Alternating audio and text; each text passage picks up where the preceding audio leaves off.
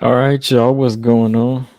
I just felt like cutting the music a little short. I got a few of y'all in here, so dang, you got 13 people. Make sure y'all hit that like button, man, so I can get on here and talk this WMMA conversation with y'all, man.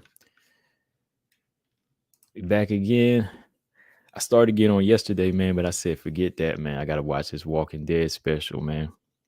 Last episode of Walking Dead was last night, and it was like an all out affair. It was on until like what three? No, no, like 3 hours. So I said, you know what? We ain't gonna do a show tonight. We're gonna watch The Walking Dead and we're gonna enjoy this, man. Last episode of the show, I've been watching that show. Oh man, dang, I'm still in my 20s then. That was like 12 years ago. 12 years ago. And it was good closure. It was good closure. I mean, there's gonna be spinoffs of The Walking Dead, but it was good closure on the show. Um, for what it could be, for what The Walking Dead could be. I mean, a lot of my favorite characters already gone, but it was still fun to watch, and it made me just like think back to like all the good shows, like the good seasons. So yeah, man. Yeah, I was gonna jump on. I said, you know what? I ain't gonna be off in time. I am not gonna be off in time. So let's just push it back to Monday, and we'll do a stream on Monday instead. Cause yeah, I was up till late just watching that Walking Dead special. It was like till after midnight. So I said, forget this. I am going to lay back and watch it, and then we'll talk today. So yeah, man. Yeah, hit that like button. We here. Got a few things to discuss. Got like 16 people. Make sure y'all hit that like button, man, because that's the way you get a notification. Like always. Do that. Yeah. Yeah. Yeah. So that's part of the show too, man. I want to talk about a few things here. Y'all see, I went on and posted it up. What we're gonna talk about, and a free T-shirt to whoever's new that's never been on. I give you one two beats. He said he'll take a link, and BJ will probably jump on, but y'all ain't getting like that, man. I mean, I give you one two beats. Of course, I give you one, man. I ain't gave you one yet, but I gotta hook somebody up that ain't never taken smoke before, ever had the courage to get online. You know what I mean? So we're gonna we're gonna hold that one just for them and see if anybody wanna take a link and come on. But yeah, let's start up here, man. All right. So I know the way I phrased it, Shevchenko versus Wei Lee. People already thinking the fight's gonna happen, or they're getting ready to talk trash about Wei Lee in the situation. But look, the interview that Wei Lee recently did, she addressed it again because, like I said, man, it's always the media, man. It's always the media asking these questions, man. They always want to ask if it's time to take on Valentina. Like, do you like this fight? And my thing is, look, like I said before, if her name comes up, just give her respect as a fighter and keep it moving. Because taking on the challenge of Valentina is a totally different thing than anybody else right now. You know, it's it's not the same as fighting in your weight class. It's not the same as fighting a Andrade or a Lemos. Sure, those are dangerous tests and they build her legacy. But a Valentina fight, to me, is not in Wei Lee's future at all because Wei Lee still needs to complete many things in the UFC. The same things that Nunes has done, the same things that Shevchenko was done, even the same things that Joanna's done. The same things that Joanna's already done, like going on a good win streak, uh, dominating for a period of years, like 2 years, and defending her title like five times. I want to see Wei Lee do something similar. And in the same breath, when Wei Lee does this interview here, she already kind of puts it out there that, Valentina is a versatile fighter with a complete package. Okay, well, how far away is Wei Lee from being that complete package? That's the question too. Like, Wei Lee just really started showing up and showing out in her last two fights, as far as some new things to her arsenal already. But even before she had got stopped by Rose, Wei Lee had already looked like a force, a somewhat of a force. She's powerful, she can brawl, very athletic. But the things that were missing to me for Wei Lee back then was the patience and the defense. Y'all know how we talk about defense, man. Defense is a big part of longevity in the sport of MMA. So for Wei Lee, this second go round, I want to see her tighten up defense now. I want to see her defense getting tight, fighting a little bit more patient, and just not as reckless. Not as reckless. That needs to be something that needs to be established in her path as she fights these different strawweights. But yeah, that's my thing, man. It's not like these interviewers sometimes, when they see her look good against one fighter, or they see one fighter win a belt, they're quick to jump the gun and just put them in there. That's why I say you can't really entertain it, because however Wei Lee meant it this time, I'm just giving you my opinion on how far off I think the fight is. A Wei Lee Valentina fight is off like 3 years to me. Maybe 2.5 at least. 2.5 to 3 years, in my opinion. And I'm being lenient. But as far as like what was said and how it was said, I don't think fans really need to get mad at Wei Lee for answering the question. I think she's just the type to answer if they ask her a question. Like, she don't want to be rude. She just wants to be honest and say, okay, hey, that's a fight I'd like to visit when the UFC sees fit. And I think that's what it is. That's why she put it that way, because hopefully the UFC doesn't see it fit. Hopefully the UFC doesn't see it fit anytime soon. I mean, these matchmakers, they've been doing a good job with some of these fights at flyweight and even strawweight. So I hope they don't drop the ball on this one and say, okay, now's the time to make Wei Lee Shevchenko, because now is not the time.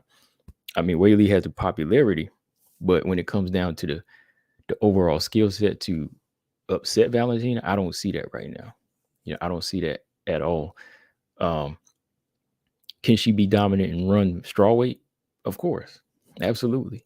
Absolutely she can do that. But the type of test that stands in front of her at 125, that's just a totally different lane. That's just a totally different lane. And I don't think her style matches up well right now with her. That's just my opinion, and then that's why I feel like when that name comes up, I wouldn't even entertain it, because I wouldn't want to give the UFC any ideas like, oh, now's the time to make the fight. But I'm not here to, put her down or anything as far as, bringing that fight up, because I don't think she's trying to beg for no fight. She said that she's just waiting on the UFC to, announce the next title defense. And she really don't need to call out anybody at strawweight. It's whoever. She's the champ, so she don't need to make any call outs. The person that has to make the call out is the champion. I mean, is the contender, which Lemos did. So hopefully that's the fight they make, right? If a champ does call out anybody, I guess it would be another champ. So she did that. So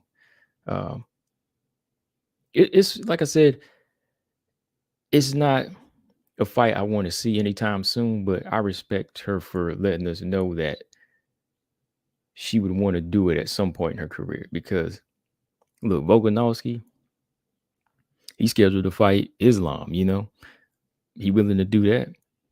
Hey, so expect Wei Lee to have some type of energy towards wanting to take a big challenge one day, right? Expect that from her. Whether we feel she ready or not, she's going to want to call her out sometime at some point. And what I think, of course, don't matter, even though I feel like it would take years for her to even be a threat. But Don't be surprised, man. Don't be surprised if she was to even beat Lemos or maybe 2 title defenses. And, with the flyweight division being kind of hesitant about fighting Valentina, don't be surprised they made that fight. Well, me personally, I would rather see Tyler and Valentina running back. That's my opinion. I'd rather see Valentina and Shevchenko, and Tyler Santos running back first, So to me, it's like, you know, energy's good, but just don't read too much into it where you get mad at her. But and also the opposite. Whaley fans need chill when they hear me say Valentina would wash her right now. Because that would happen. That would happen. Valentina, the words came out of Whaley's mouth that she is the complete package. She's the complete package, all right? She's got everything to me to nullify whatever Whaley has. You can't just move up and fight one fight. We'd even have to see her fight maybe 1 or 2 fights at flyweight first, just see how she would handle the strength. But yeah, I don't see I don't even see her being a problem, because to give Valentina problems, you have to have what Amanda has and Tyler Santos has as of right now. As of right now, you have to have both of what those fighters have. And what they have is size on top of skill. Size on top of skill is very critical to beating Valentina, so the size Whaley possesses would kind of be reminiscent of Andrade to a fighter like Valentina. So, she would be able to time and counter and even grapple. I think, her strength is off the charts at flyweight. So, that would be a problem for Whaley. So, no time soon. No time at all, man. I don't want to see that anytime at all right now. Hold on, Gabrielle wrote something. What's up, Gabrielle? She said, think Whaley said she either wants to be back in the summer of next year, or the UFC said they would want her back by summer of next year, which feels like she could come back earlier than that. Which I feel like she could come back early. That's what I thought. Because let me see, what month is this? November? I thought she could come back in spring or something like that. Yeah, spring sounds more like March, April. That seemed like it would be more fitting for her. But that's kind of a long time off, ain't it? Unless they really want to build it up, her and Amanda Lemos. So if they make that fight, unless she trying to target like a June date again. I mean, when she fought Joanna in June, that was a hype date. That was a hype date. I thought that was all right. But yeah, man, that's what it is with that, man. I just Claude said, can Valentina make 115? She walks around small, and she has a very small frame. I mean, when she shows up to fight night, she's barely 130, or maybe like 127. I'm sure she could. I'm sure she probably could make 115, but I also have to say that something probably would suffer. Like, I don't say she would come down perfect.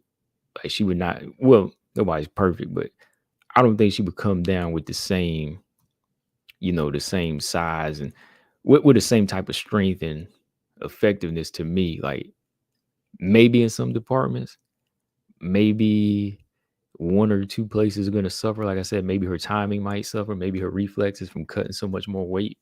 But I wouldn't take a chance on it. The older she gets, I don't think that would be wise. Not at all. To me, like I said, that's just my opinion. J Ball said, Whaley is turning into Rose with the 11-month title defenses. Oh, you crazy? It ain't that bad off, is it? I mean, it is kind of far off from what I would expect. Because what is it? She just fought. 2 weeks ago now. November. Let's see, December, January, February, March, April, May, June. Yeah, 7 months. That's a little steep than what we used to, but 6, 7 months, I guess, is normal. But who knows? They'll probably set it up sooner. They might make her fight sooner than that. Unless they got something bigger planned, as far as where she fights. J Ball said Valentina could definitely make 115 if she wanted. Most strawweight over 130 on fight night. But then again, Valentina is naturally lean, so it might be too much for her. That's what I'm thinking of. Like, she don't have a lot of fat to cut. Like, when you start cutting muscle, that's when it get rough. When you start cutting that muscle down, when there ain't no more water weight, no more fat weight to cut, that's when it get rough. Yeah, I personally wouldn't want to see her at that weight. I think Jillian Robertson, she could probably do it. She could kind of take the chance and do it just because she's a small fighter, but I don't think, she has as much to lose as somebody like Valentina did by moving down like that, Lolita, what's up? She said Val could make 115, but she would look emaciated, loss of strength and speed. Right. Like, even if she was fast, she might not have the endurance. And she might have the defense, but then she might not have the the reflexes to react off of certain things like she did at 115. Well, she knows her body. That's why it worked out for her. Gabrielle said Whaley's English is getting better. Yeah, I haven't seen her recent interview. I just saw some of the text that I was talking about here, but yeah, I haven't heard her talking. So yeah, I'm gonna check it out. Gabrielle said who at 115 can move up to 125. I'm gonna cheat and say Andrade. No, Andrade already. She's in both across the board. I think Mackenzie Dern probably could, if her skills were on point. She could be there. I said Mackenzie Dern.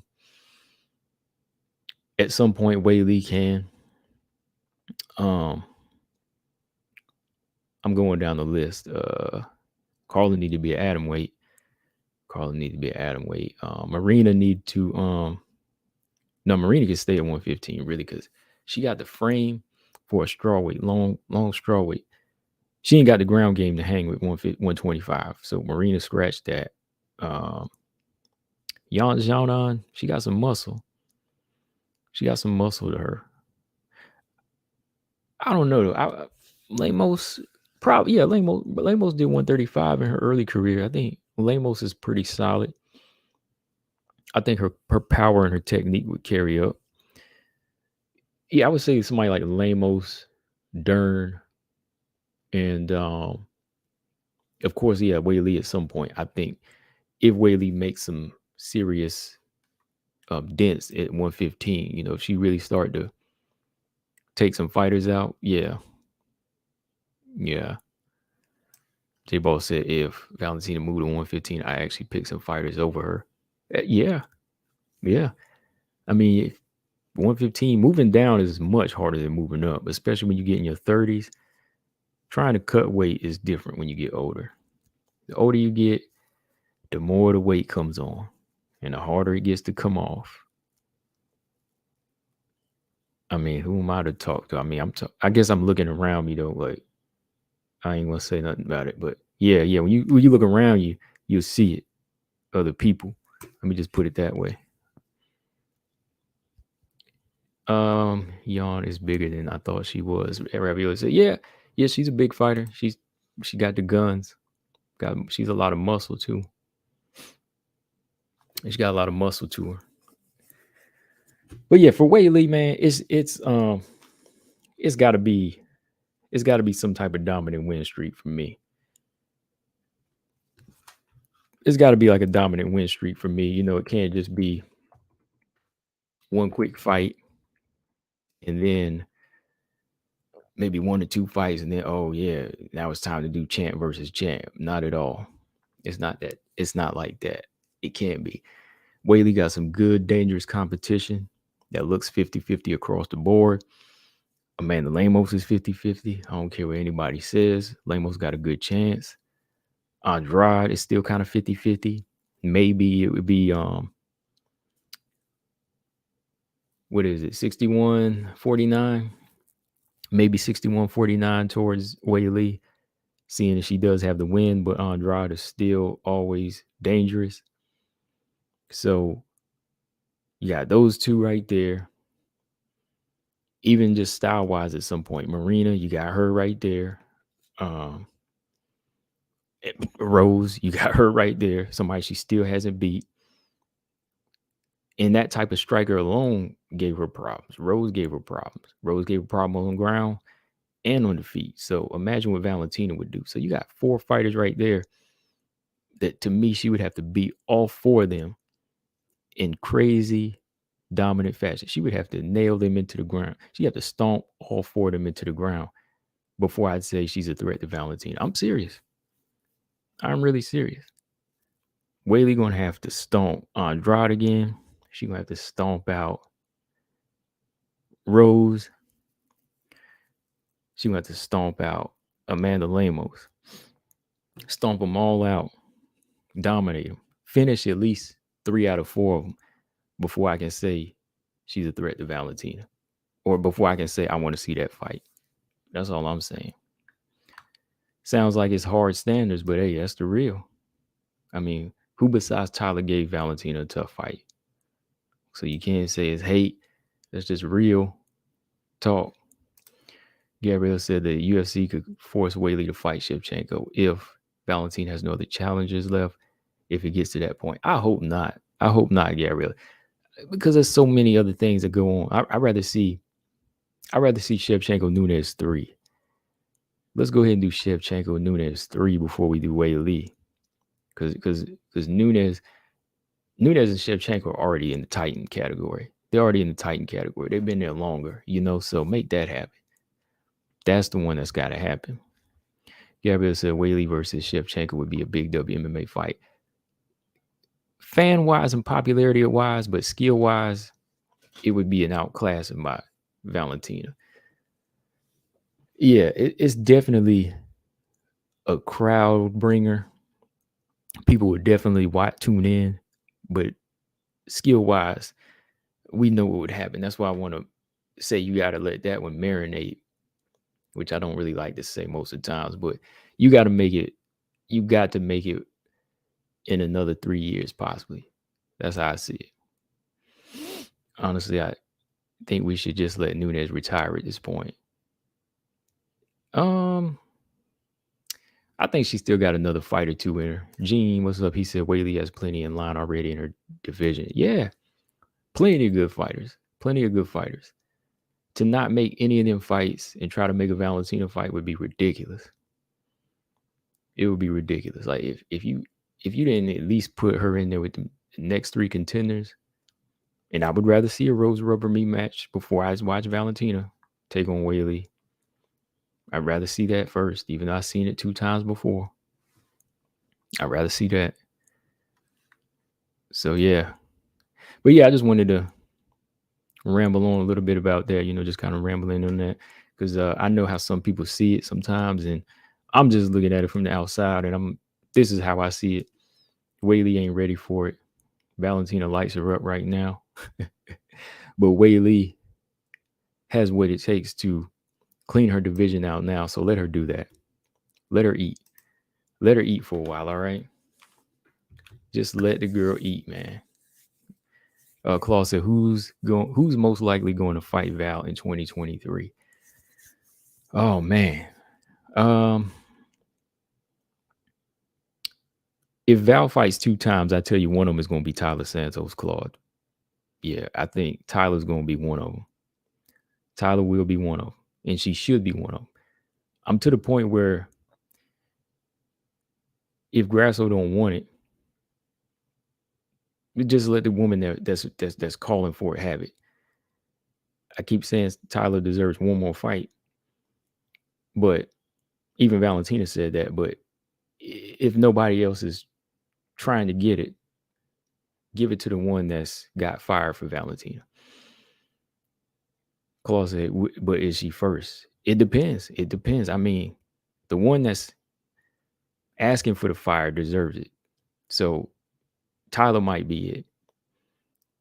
I like certain fights before that, but I'll just say Tyler, Claude. I'll say Tyler because Tyler's the one asking.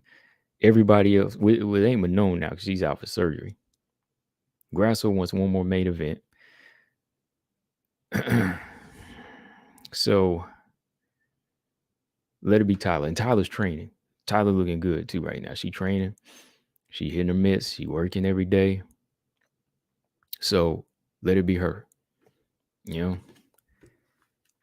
UFC are going to push Grasso towards the Val fight. You know what it reminds me of? I think did I send it to Marcus Bell? Who in here seen Enter the Dragon? Make sure you hit that like button. Who in here seen Enter the Dragon? I know there's a lot of young people, but who's seen Enter the Dragon?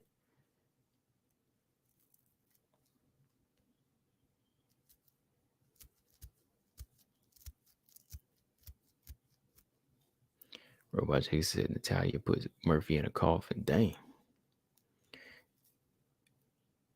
Ephraim said champs should get 5 defenses before they go challenge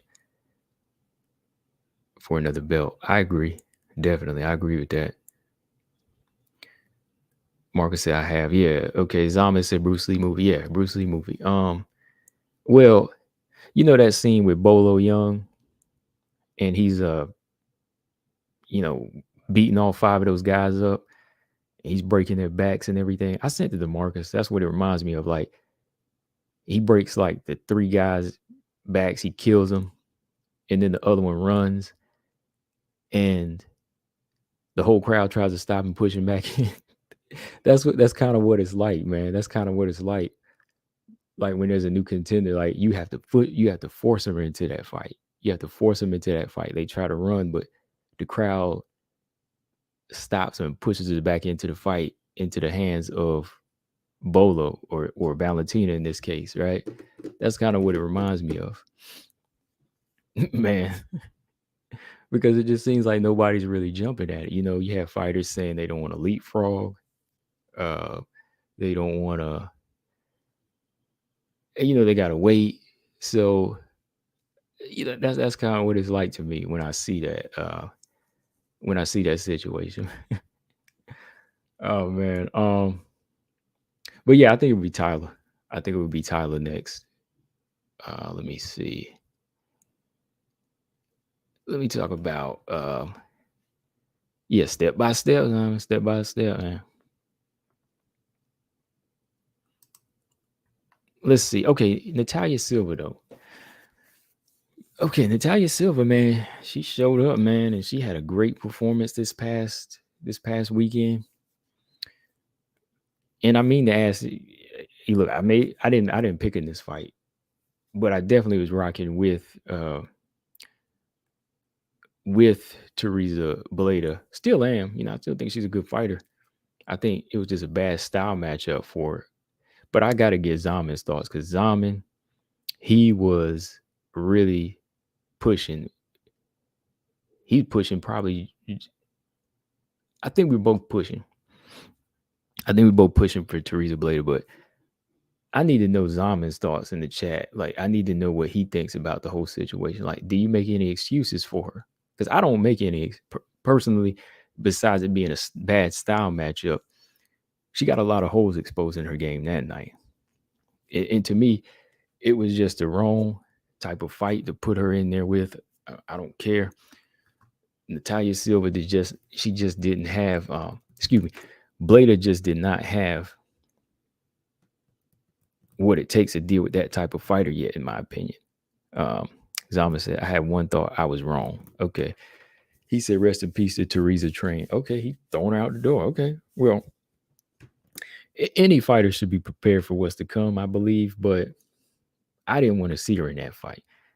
I personally didn't want to see her in that fight. That's why I didn't even make a pick, because bad style matchup. Awful style matchup. Mel said she won the first round, but I love Silva. Yeah, Bleda won the first round, but it took a lot out of her to win that first round. and the momentum was always in favor of Silva, no matter what. So, yeah, bad style matchup. I wouldn't put her in there with that type of fighter. She needed maybe like a couple of grapplers, maybe like a slower striker that wouldn't give her like a rude awakening. You know what I mean? Like she needed that type of striker that would give her kind of a rude awakening where she could still make adjustments in the fight. Like even if she was to lose, she could still figure it out. You know what I mean? But this is a hard loss, man. This was a hard loss for her. Mel says Silva might have problems with better wrestlers, but I love Silva's BJJ defense. She's on Costa's secret juice. I saw Costa in that corner though, man. Forget Costa, man. I already told you, wow, man, that dang on black face juice head. He's on my list right now. Pierce said, I think she's just too green for that level. Yeah, I think if she would have fought maybe a couple of slower fighters, it would have favored her. But sometimes you need this type of wake-up call. You know, I believe in her style. I believe she's still a good fighter, but yeah, she probably does need to take a step back or two. And if you can't beat another fighter, man, it might be Ramona Pascal all over again, and you just got to go back and work. But the thing about her is she already has the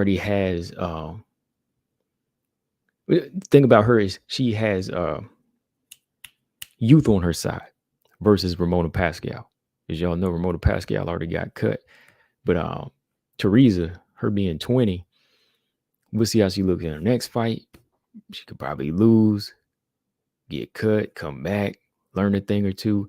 So it's not over for her. So I'm definitely not off the train. I still support her as a fighter. She just got exposed. Harsh reality, but I mean, look at the picture here. I have to show it because look, this right hand was just on the money. This right hand right here was just on the money with Natalia Silva. And Natalia Silva is and was the shorter fighter in height and reach, but she beautifully struck from the outside with, no issues at all getting by the jab. I think Blair hit her with like one jab in the first round, but from there, it was like the speed and striking IQ was off the charts for Blader. Like she never seen this before. And that's what made it crazy because I was like, she was working with Manon and they were training together. I mean, it was like a few weeks though, and I thought maybe she could soak in some game in 3 weeks. But let's be real, like 3-4 weeks, maybe a month, that's not really enough to really get into a grappler's brain and make them change habits.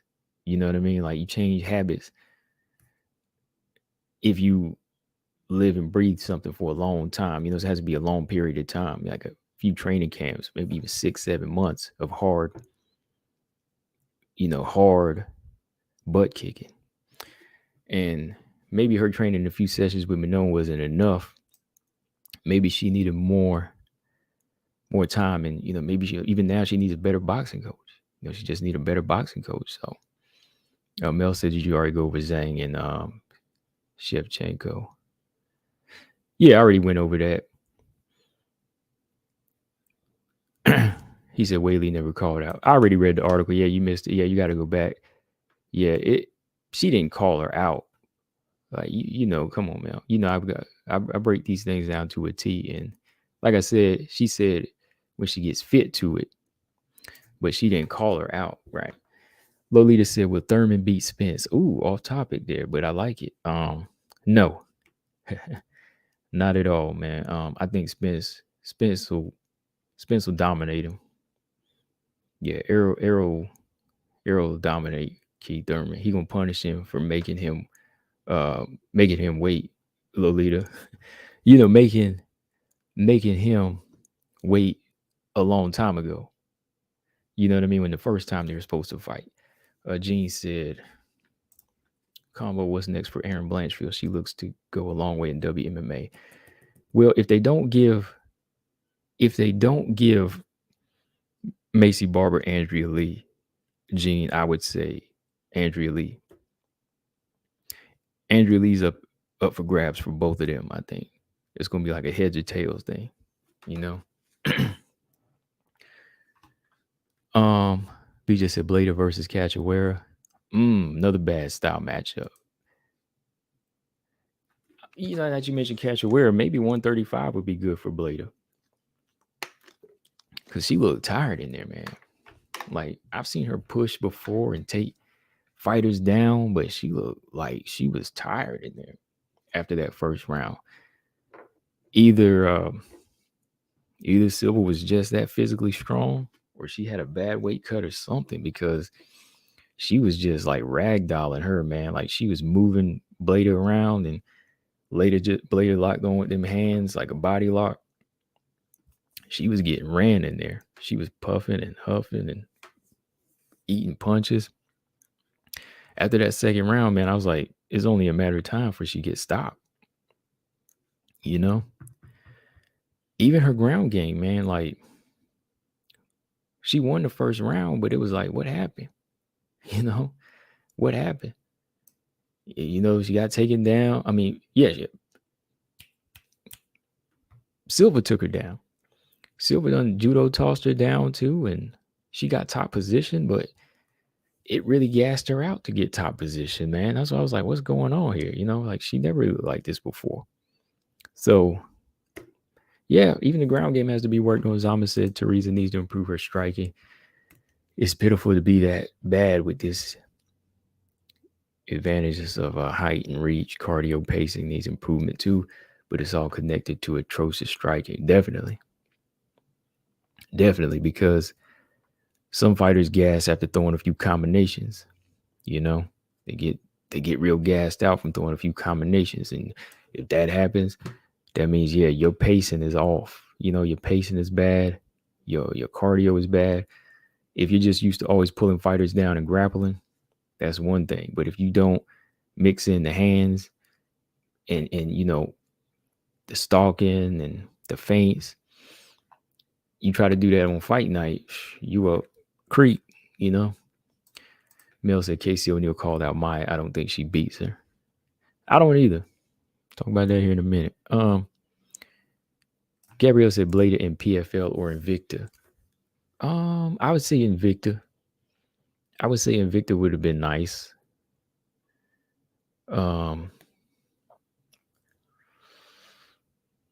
Yeah, I'm kind of pondering on that 125 deal because she's big, man. She's like 159, taller than Manon. Kind of lean too. I don't know, man. I kind of want to see her at 135, like, because Tanisha's not that big of a bantamweight. She looks like almost her frame even a little bigger than Tanisha. So I don't know. We'll see if she can continue to make 125 now, you know, in her next fight. If she looks bad again and like gassed, I'll put it to that. BJ says she's built like Ketlin.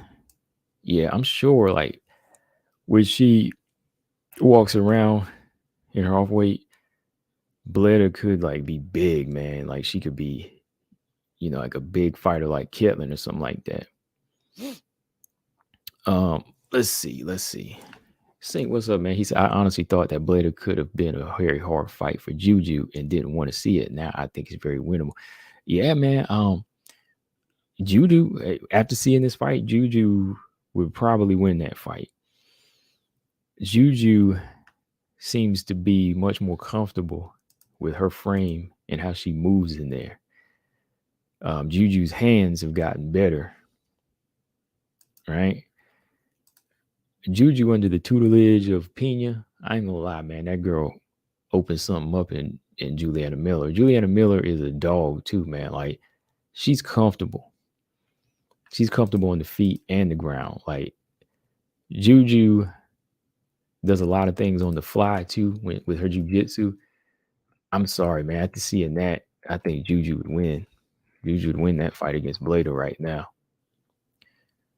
You heard it? Yeah, I'm just saying, like, Juju would be a bad fight for Blader right now because she gonna use the long punches too.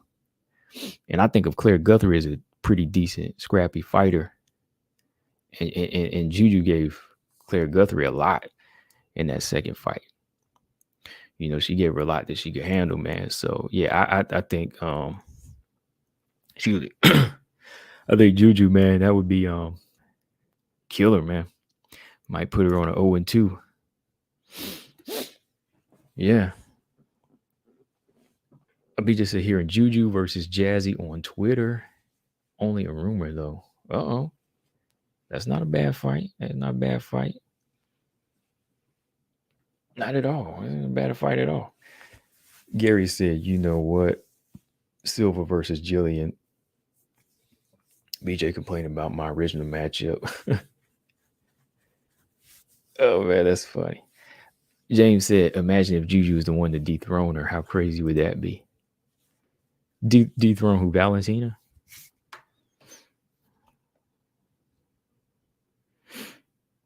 I mean, look, if she moves the right way, I know she's only 3-1, but you keep building this girl up and she's tough and she keeps on working on her skill sets. See her heart and confidence. You don't need to build that up. I mean, Juju's already got that on lock. You can't teach that type of stuff. You know, Macy Barber, all of them fighters like that, you can't teach that type of stuff. They've got it. You won't ever hear Juju, to me, backtrack on what she says, as far as I know.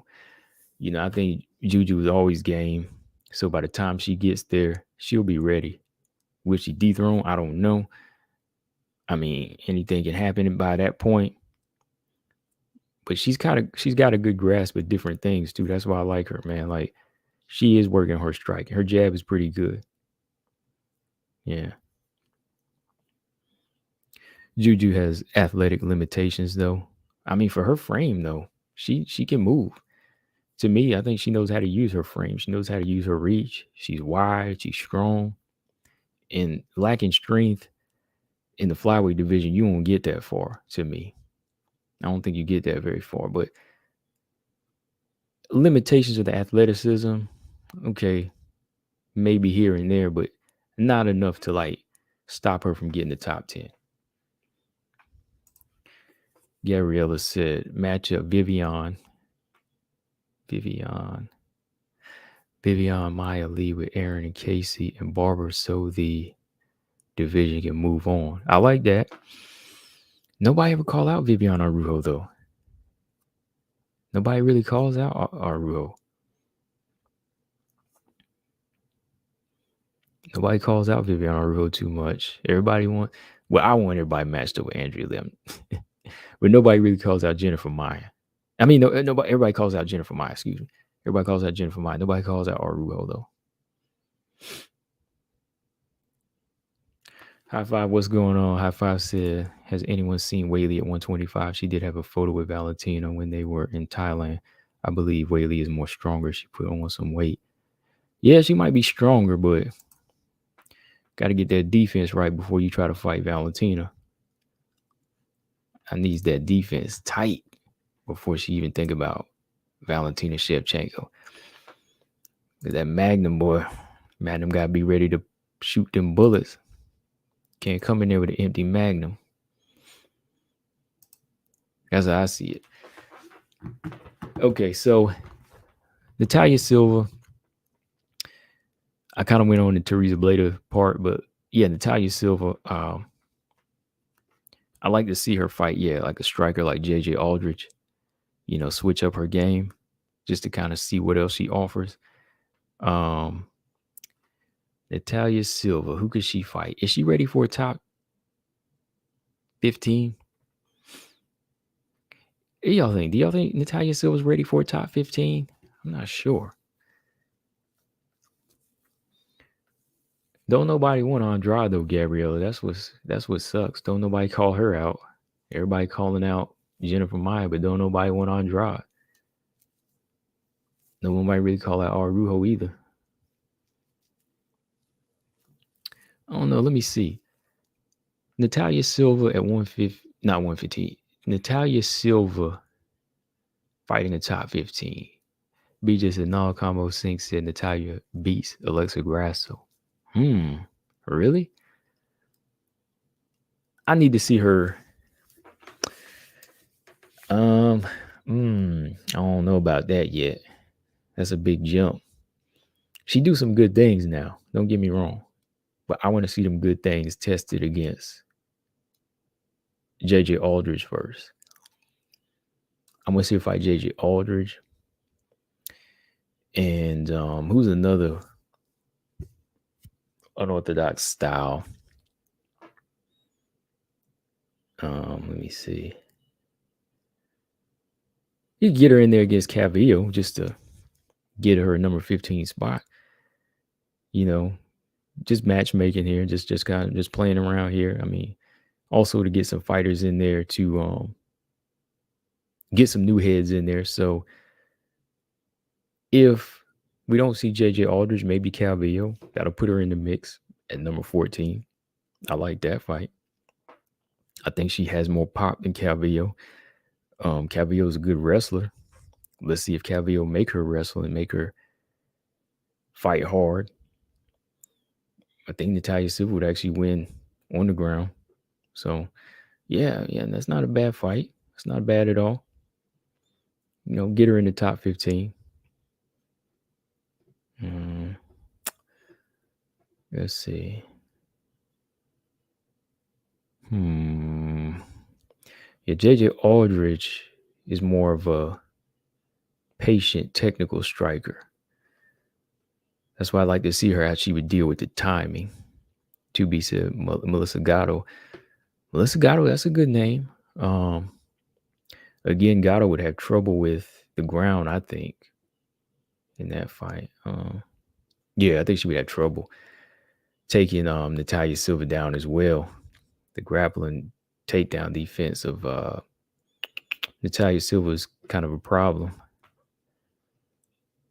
But yeah, before I jump the gun and say Natalia Silva beats Alexa Grasso, I got to see a little bit more from her.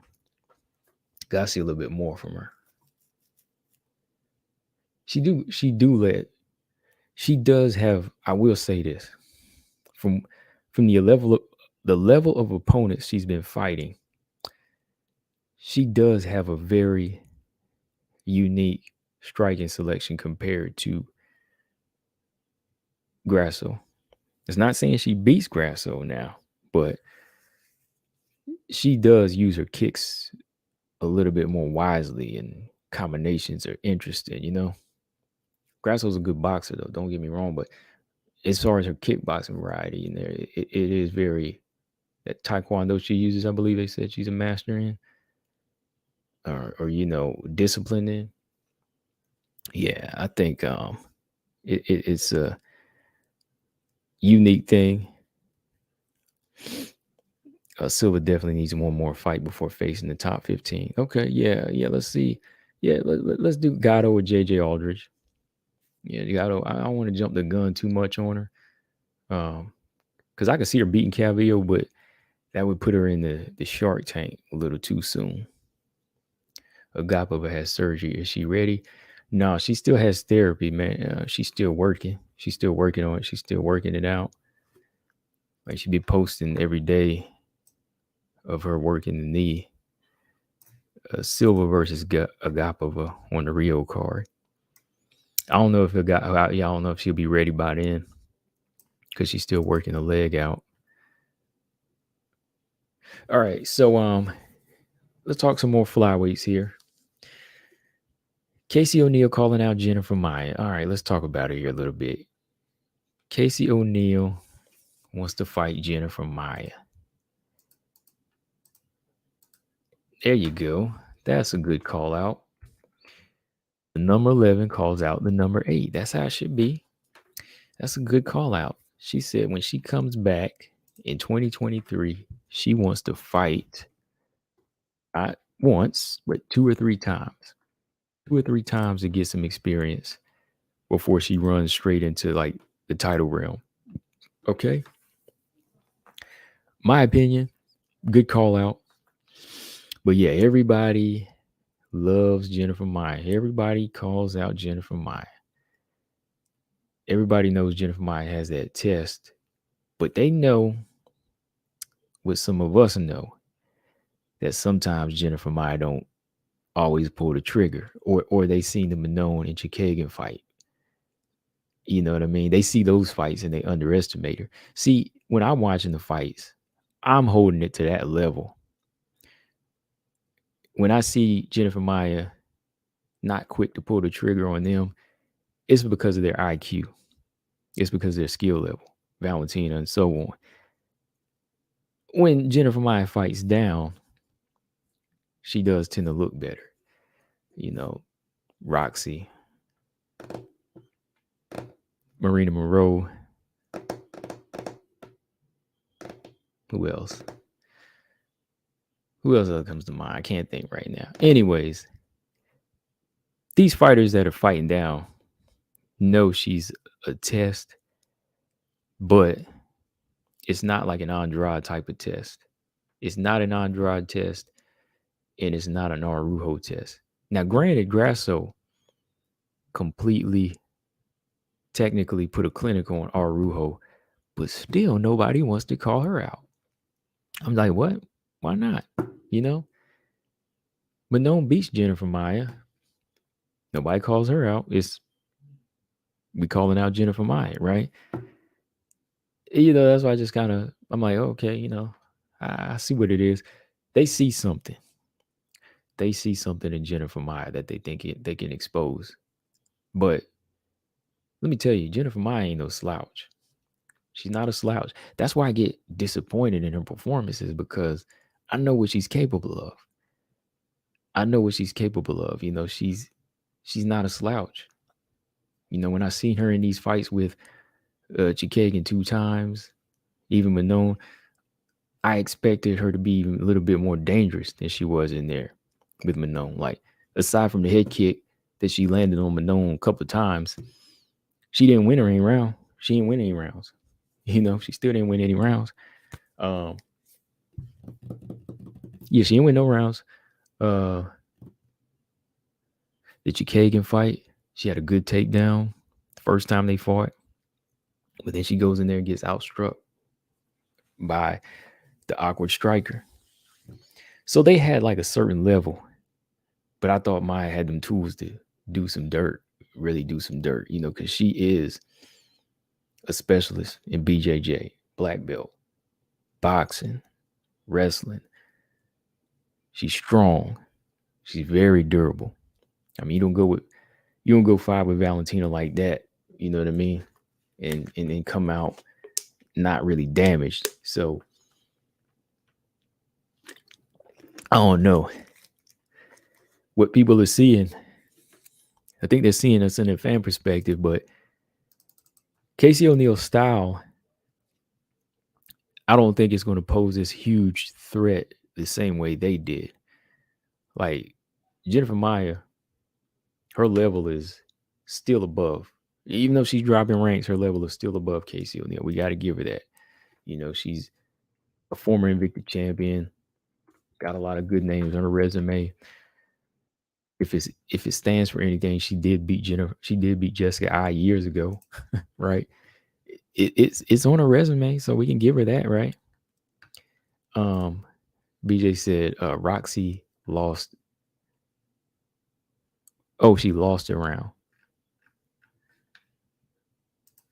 Yeah, she won the fight too.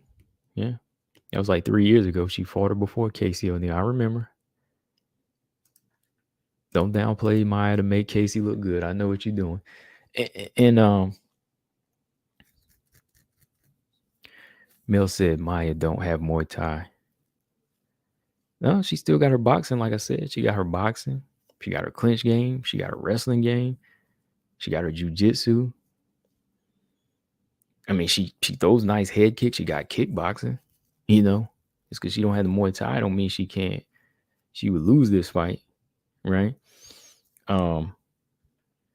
But this is going to be a big test for Casey O'Neal. Let's go ahead and say that, because Casey O'Neal has got let me see how many months. Got about 9 months of a layoff right now. And by the time she comes back, that's going to be maybe a good 10 or 11 months, right?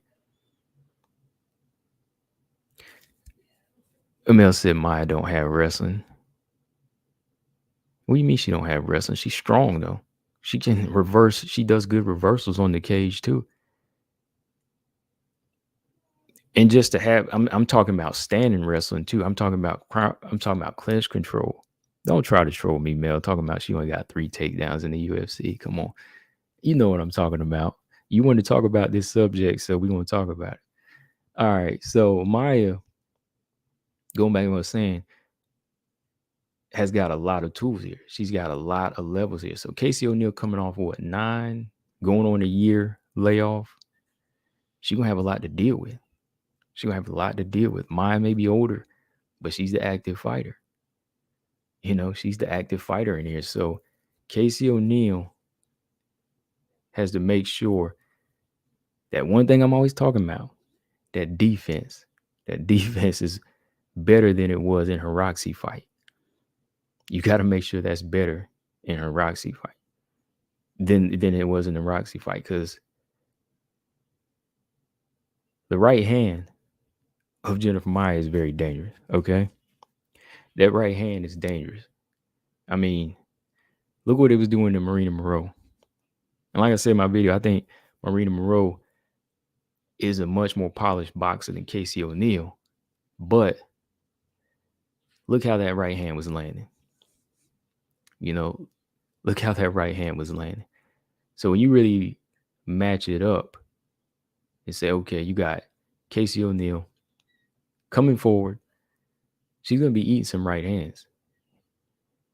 And the thing about Jennifer Maia in some of her fights, when she doesn't pull the trigger, it's usually dealing with like some rangy fighters that are going to strike back from a range. But looking at somebody like Casey O'Neill that's going to be giving her a target, she's not going to be afraid to let her hands go. And she has that lateral movement, you know, and she also has that lateral movement. So that's going to be an important part here.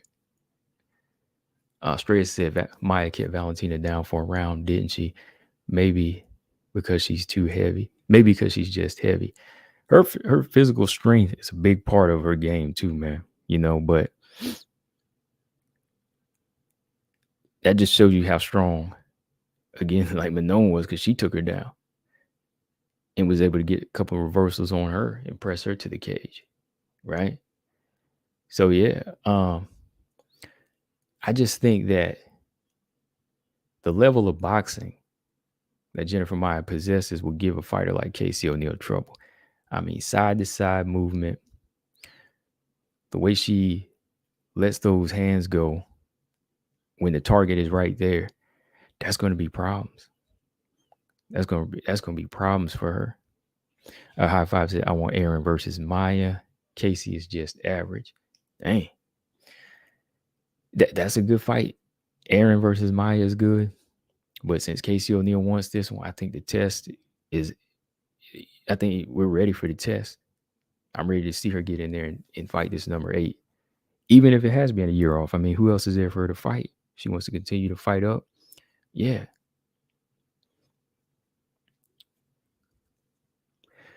Mel said, Maia's IQ is bad and it's frustrating. I think the higher level of fighters that she fights, it kind of shows. But against lower level fighters, she does tend to look better. She definitely tends to look better, which she did in this Marina Moreau fight, right? She definitely looked better in this fight. I was actually kind of surprised myself because I was picking Marina Moreau, but the minute she started letting her hands go again, I said, okay, this is okay. But she's got to keep the momentum going. And after a while, in like the third round or so, it got frustrating watching Marina Moreau not figure this timing out. It really got frustrating to me because the timing Marina Moreau was critical. Jennifer Maia came in a lot of the times with the same combinations. And for somebody who's a high-level boxer like Marina Moreau, she should have figured that out at some point. I think she only landed maybe like one right hand to kind of stun her. But there was a lot of times in there where she could have been taking those chances. Close second round, but, Marina Moreau never adjusted to that speed. And that's another thing. Jennifer Maia has the hand speed advantage over Casey. So I just think, Casey O'Neill, win or lose, she's going to learn something from this fight. And I think it was Bluebird. Shout out to Bluebird. He said in one of my videos, like, hold on, let me pull up his comment because it was a good comment. Hold on, let me see. What did Bluebird say? It was a good comment. Hang on. Okay, yeah. Here it is. Hold on. All right. So Bluebird said it was a good call out for Casey. He said Maia is no joke and would be a good test for Casey, so she can get a feel for how she matches up against better fighters in the division. I think it would be good for O'Neill to pay a real price for having bad defense. It'll force her to evolve. Makes sense, right? Yeah. See? Like he said, I think it would be good for O'Neill to pay a real price for having bad defense. It will force her to evolve. Yeah. And that makes sense because sometimes that's the only way people are going to learn. That's the only way a fighter's going to learn if they get hit enough or if they get beat up enough or if they just finally lose. Then they go back to the drawing board. It's like, okay, this is why I lost. They'll be like, okay, well, how do we fall behind on points? Oh, well, I didn't move my head enough. I didn't slip enough punches.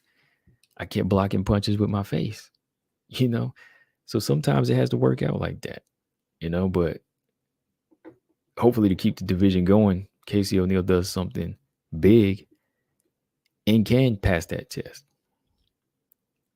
Hopefully she does. So yeah, Jennifer Maia brings a lot of skills that's going to be a test. Like Mel, I don't care what you say about her IQ against the level fighters, but the test is going to be against Casey. So breaking Jennifer Maia down as a fighter, it is still a test for what Casey O'Neill needs. All right, like what she needs is a Jennifer Maia because we need to test her IQ. We need to test her takedowns against a better fighter, right? So that's what it is, So the things that she does, she does possess can be a problem for Casey O'Neill. All right. Good evening. Let's see, running rainy. Straya said Aaron smokes. King hit Casey. Dang. Mill said Aaron's technical grappling is like levels above Casey. Maybe Casey's more scrappy and entertained, stand up more. Who said, who said her grappling wasn't more technical enough? Like, we know this. I thought even this, BJ. We established this, right? Aaron Blanchfield's grappling is levels above in a technical standpoint. For sure. The striking, though it's a little bit different on both sides, it's maybe about even on how they use it. But when it comes down to the technical levels of grappling, I mean, come on now. Aaron's the young black belt, very young black belt. I mean, we got to go back to some of her positions and talk about it. Oh, excuse me. High Five says, who has more impressive ground game wins between Casey and Aaron in two of their recent fights? Oh, we don't have to argue that. Her name starts with an E. Her name starts with an E. Casey seems faster on the feet. Aaron is kind of slow. Aaron's got timing. Speed ain't really gonna play in the foot. Speed kills, but speed can get you killed also. She may be faster on the feet, but that's because she's blitzing. But Aaron, what you call slow, that's timing. And it always gets the fight to the ground, don't it? So yeah, I don't think Aaron's slow. She's just patient. I mean, you seen them head kicks, but with them feet are fast. Just ask Victoria Leonardo.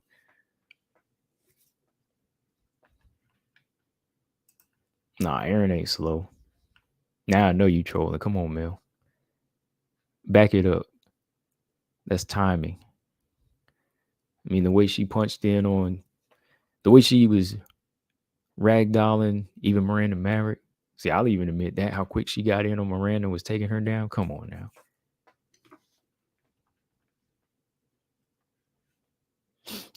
And how quick she struck in on just Molly McCann, how quick she picked her up and put her on the ground. That's some well-timed stuff right there. You know, timing trumps speed, you know. Timing trumps speed. Because speed means you just run in sometimes. You can be fast, but sometimes speed makes you reckless. James Press said Aaron or Blanchfield. What you mean, Aaron or Blanchfield? Do you mean Aaron Blanchfield? It's the same person. Gene said, I'm definitely riding on the Aaron train. She's going places. Yeah, I believe that too, man. Got the mentality of a cold-blooded killer. That's still very smart, you know. Still a very smart fighter, though. Oh, Gabriella said Aaron at strawweight. I don't think so. She already 23 years old and was pondering bantamweight. I don't know about that. 115. I think she can do too much here right now. She can do a lot of damage right where she's at, especially where she's handling bigger fighters. So nah, I go with strawweight. I go with flyweight.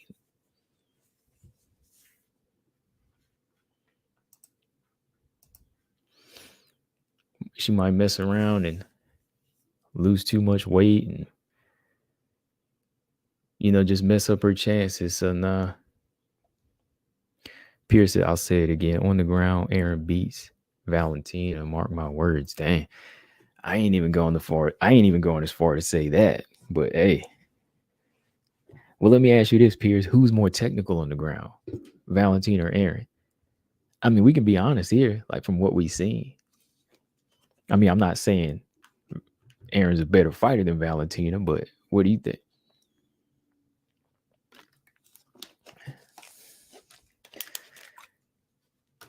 It just ain't been tested yet. It just ain't been tested to that point yet, Pierce. So I'll need to see a few more fights of her transitions and who she submits. And then I'm going to say, this girl might be a better submission artist, a better grappler than Valentina. Her ground game might be better. And that's only when she racks up a couple more wins, though. I don't care if it make anybody mad. Dang, Pierce said, Aaron. Yeah, man, I'm like, stand by it if you believe it. I'm just holding it in. I'm waiting for a couple more fights. Gabriella said, can Aaron be a double champion? Can Casey become a double champion?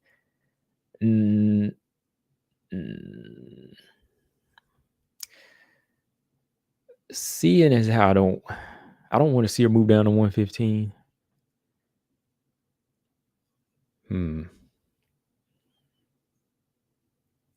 I don't think Casey can. Aaron.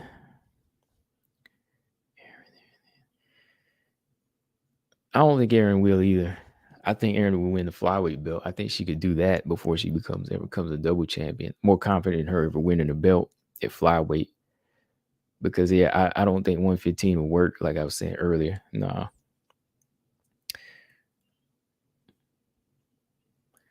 People see Santos has some success grappling. Now they all better than the one. We'll see. They beat What? The BD is all they. The beating is the. Hey, James, you gotta slow down with the typing, man. You got all kinds of errors in there. Got my brain fried trying to read that.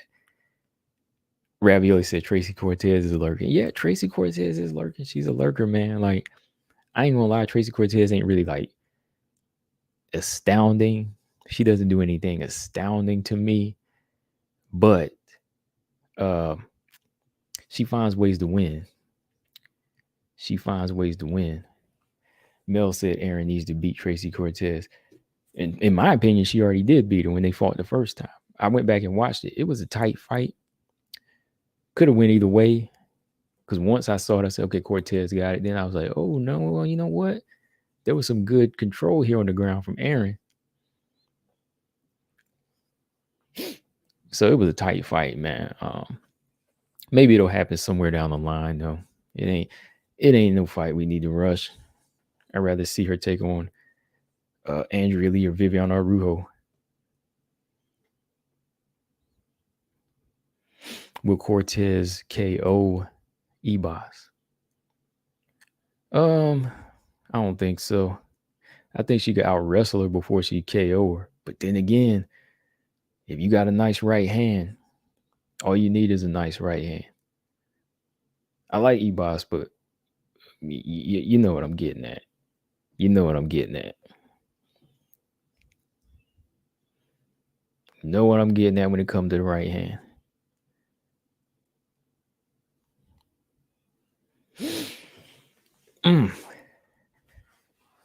Gabrielle said, if Nunes loses her next fight, does she retire?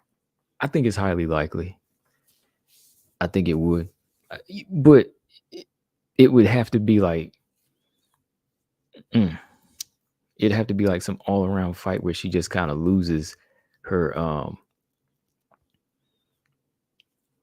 the interest wouldn't have to be in the fight as well. You know, it's like you see some fighters where they just don't have it in there. And she's kind of close to that. That's why I kind of think, yeah, she would retire if she lost. I say Ebos judo is not going to win. No, that judo ain't gonna win the fight. Might get her back taken. Nunes versus Irene on the Rio card. Yeah, I'll take that. I like a different look for the champion. I was thinking Irene versus Pena first, but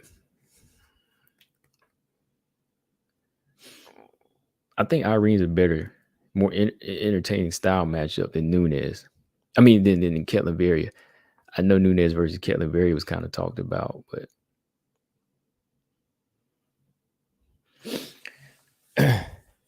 BJ said Ebos' striking held up against Chikagan. It did.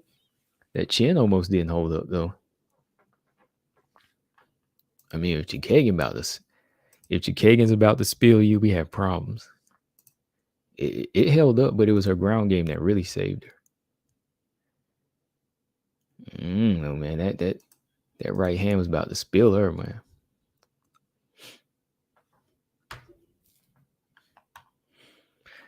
Straya said, who had Chikagan ever KO? She was about to KO her. Shoot. That was my point.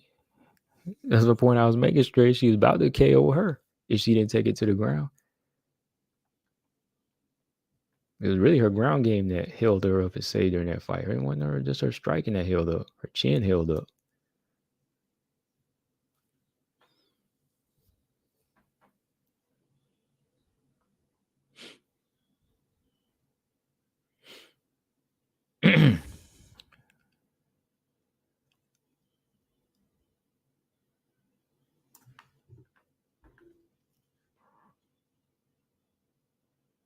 Oh yeah. Nunes is the GOAT. Nunes is the GOAT.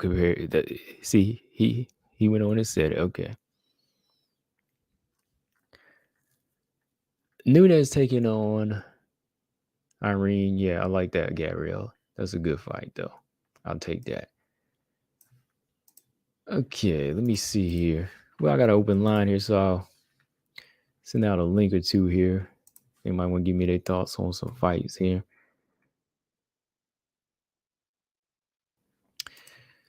Dang,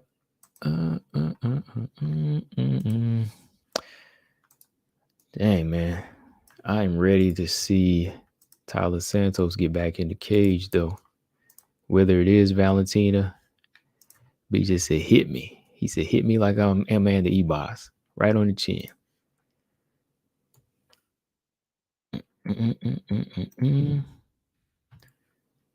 And like I said, any newcomers that actually want to take a link, get a free shirt, just to make it a little bit more interesting. If y'all sometimes get nervous about getting on, I mean, we just talking, right? That's all. Ain't really fighting. This ain't really a sparring session.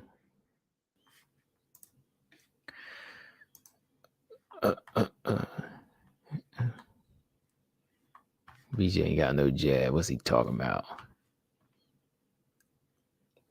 BJ got that Maria Oliveira jab, or Maria Oliveira power. Man, like Maria Oliveira, man, she really got to work on her power game, man. And just her takedown defense. Like, you just don't walk down on somebody like Vanessa Demopoulos like that, because you can't hurt her, and you're in range for her to take you down. So it was just textbook. Excuse me. It was all textbook. I don't know. IQ is a big thing in these fights that, some fighters do lack. Some take the time to learn, some don't.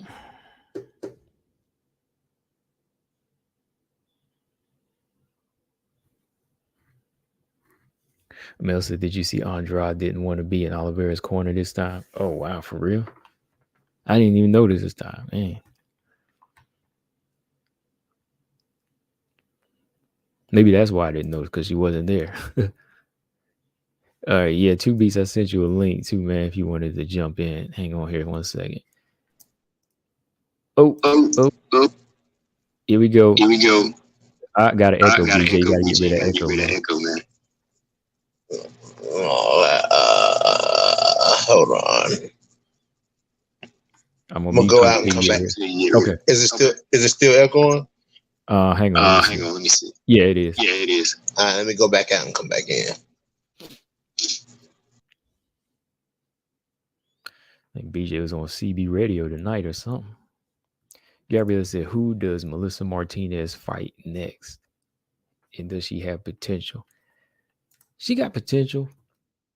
I like to see her maybe get in, maybe like, if we talking like UFC level, maybe like a couple more fights. Because I believe she only has 1 loss in her career, right? And she's been racking up some wins at Combate, but oh man, yeah, I would like to see her. If they did like a tournament for Combate, I would like to see her do a little bit more work, maybe win like a belt over there. Because I remember, well, no. She already fought, what's her name? That's right. She had lost to Elise Reed. Maybe her and, no, not Oliveira, but her and somebody like, man, let me think. Yeah, she didn't look that good in that fight. Yeah, I just remember that fight happened. Yeah, her and Elise Reed already fought, and she kind of got outclassed, right? She didn't look as strong either. I'd say she has about as much potential right now as like a Demopoulos too. Maybe a little bit more. I gotta see a little bit more from her, because the Combate fights, they were a good build up, but it was a sudden jump to me. I'm kind of thinking the same thing with the LFA strawweight champion. That's who I was thinking of. I think that's who I was getting mixed up in. Dang. I don't know what BJ's on, but his thing just died out again. Hold on. Corey McKenna. I think Corey McKenna has potential. Yeah, I think she does. I think her IQ needs to be sharpened up, but she's willing to fight on the ground and strike. So I think Corey McKenna, Also a baby in this game. She's got potential though. I expected her to beat Kay Hansen a little bit more convincingly, but I said when I saw that, she needed more work.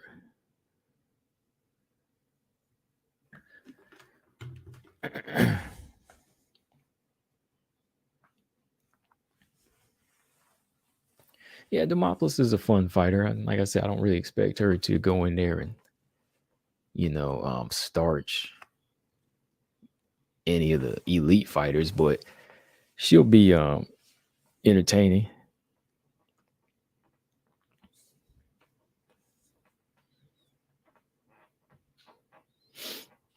Yeah, Melissa Martinez off of that first win, first loss in the UFC. Sometimes that's kind of a telling tale of what's to come. Now, you talk to me about Bruna Brazil. Bruna Brazil now. She came in looking good in the Contender Series. Again, we need to see what it looked like, but Bruna Brazil, boy, she's a tall, strong looking strawweight with some power.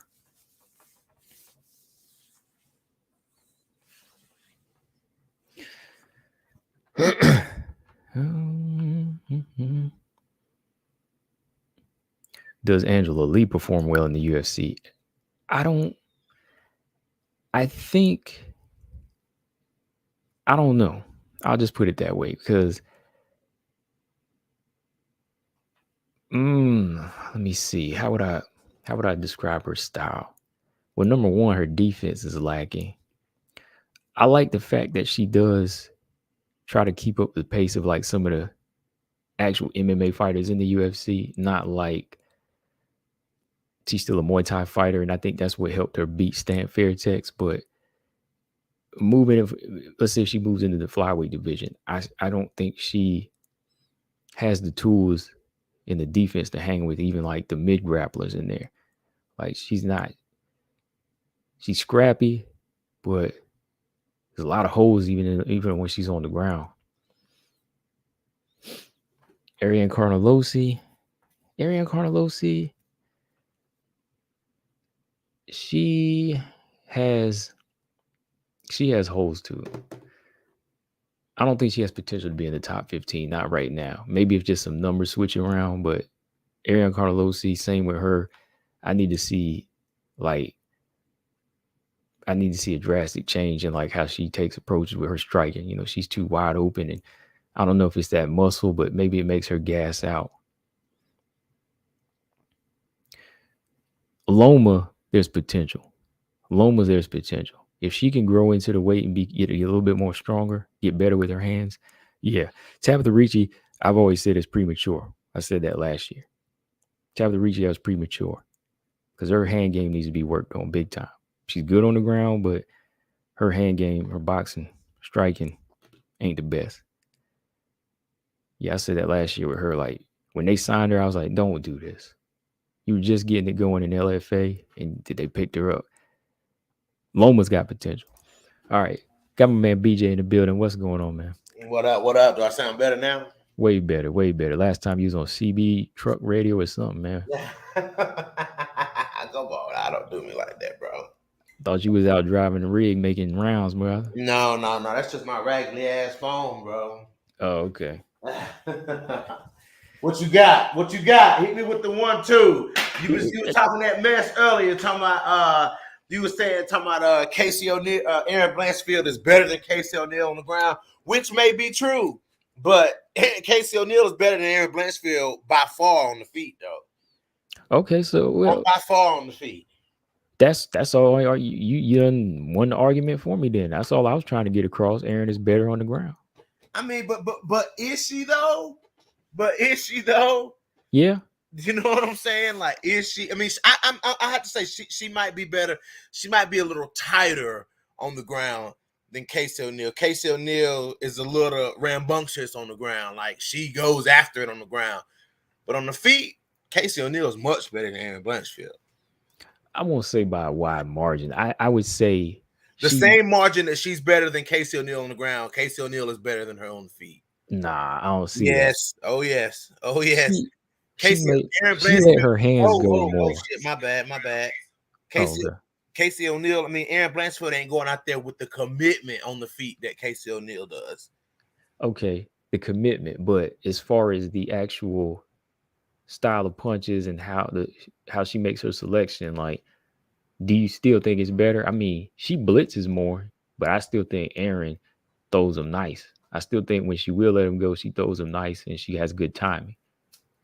Who? Aaron. Oh, but against who? But who is she? We seen her do that against in the UFC Used besides to that do- one girl. Oh, Alpar. Mm-hmm. She used it on she landed some good shots on Molly McCann. She used it to find her range till she finished her off. Let me see. The JJ fight. JJ was winning that fight. I give her that because JJ's a better striker than both of them. What's the other girl? Even Miranda. She used the striking. She used a good jab on Miranda in that fight. James, why you still think I'm talking to you, bro? I'm not talking to you, James. I'm talking to Combo. I'm replying to what Combo said, James Perez. I'm not responding to what you said, buddy. I'm not even thinking about what I even forgot what you even said, dude.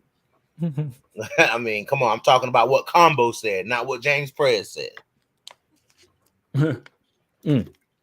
Yeah. Back to the grown folks talk. Right. No, okay. So what you say? Okay, yeah, that's what I think. I think her striking looked effective in that fight, but I can give Casey the edge. I give her the edge on it. Like her offensive striking can be a bit better, but I don't think the margin is as wide as it is on the ground. Like I see Aaron catching up with that. And you don't think Casey O'Neill could tighten up the ground game? She could tighten it up. But like I said, that ain't the argument. I think she's better than her on the ground right now. But she could definitely tighten it up. But I just think Aaron is much more technical with it. Even like the way she positions, like from how she was getting that crucifix on Molly. Molly tried to escape and she put that arm right back in. And she said, "Look, I ain't giving this girl no leverage." Like the way she puts her weight on you. That's why I don't think she need to be a strawweight, because she got enough weight here to hang and look good.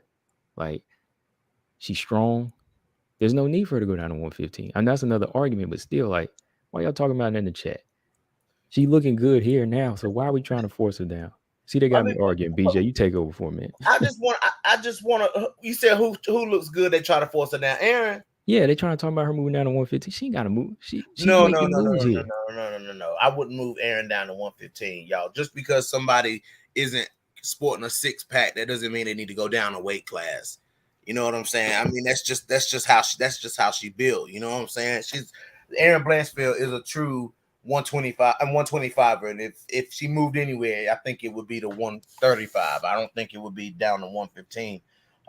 But I mean, this is what I have a problem with, Combo. I got to tell you what I got a problem with. My problem is in the comment section. James Perez is saying that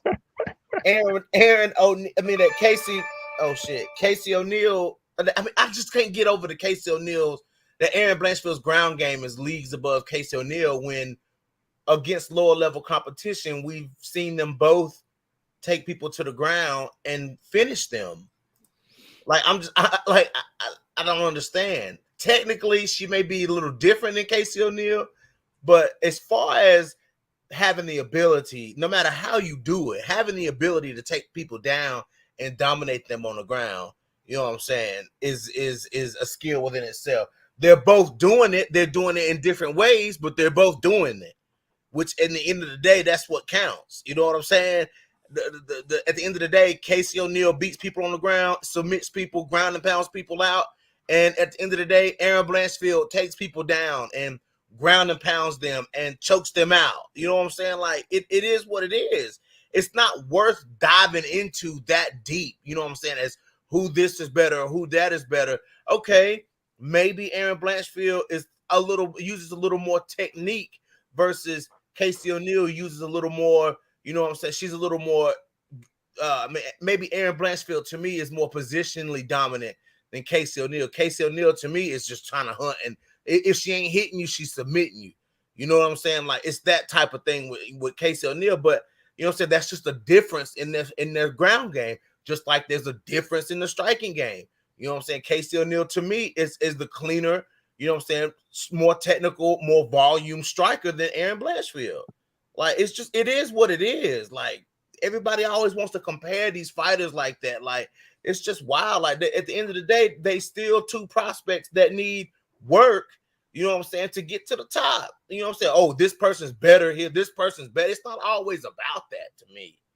You know the reality is people just can't stand Casey. That's what it is, man. Like, they're like, what is up with all of this? You know, and now everybody is that Two Beast? Yes, sir. Two Beast. Like, what is up with everybody now? All of a sudden, Natalia Silva starches Casey O'Neill. Like, this is wild. Like I said, the reality is everybody can't stand Casey. Okay, I love what I've seen on Natalia Silva myself.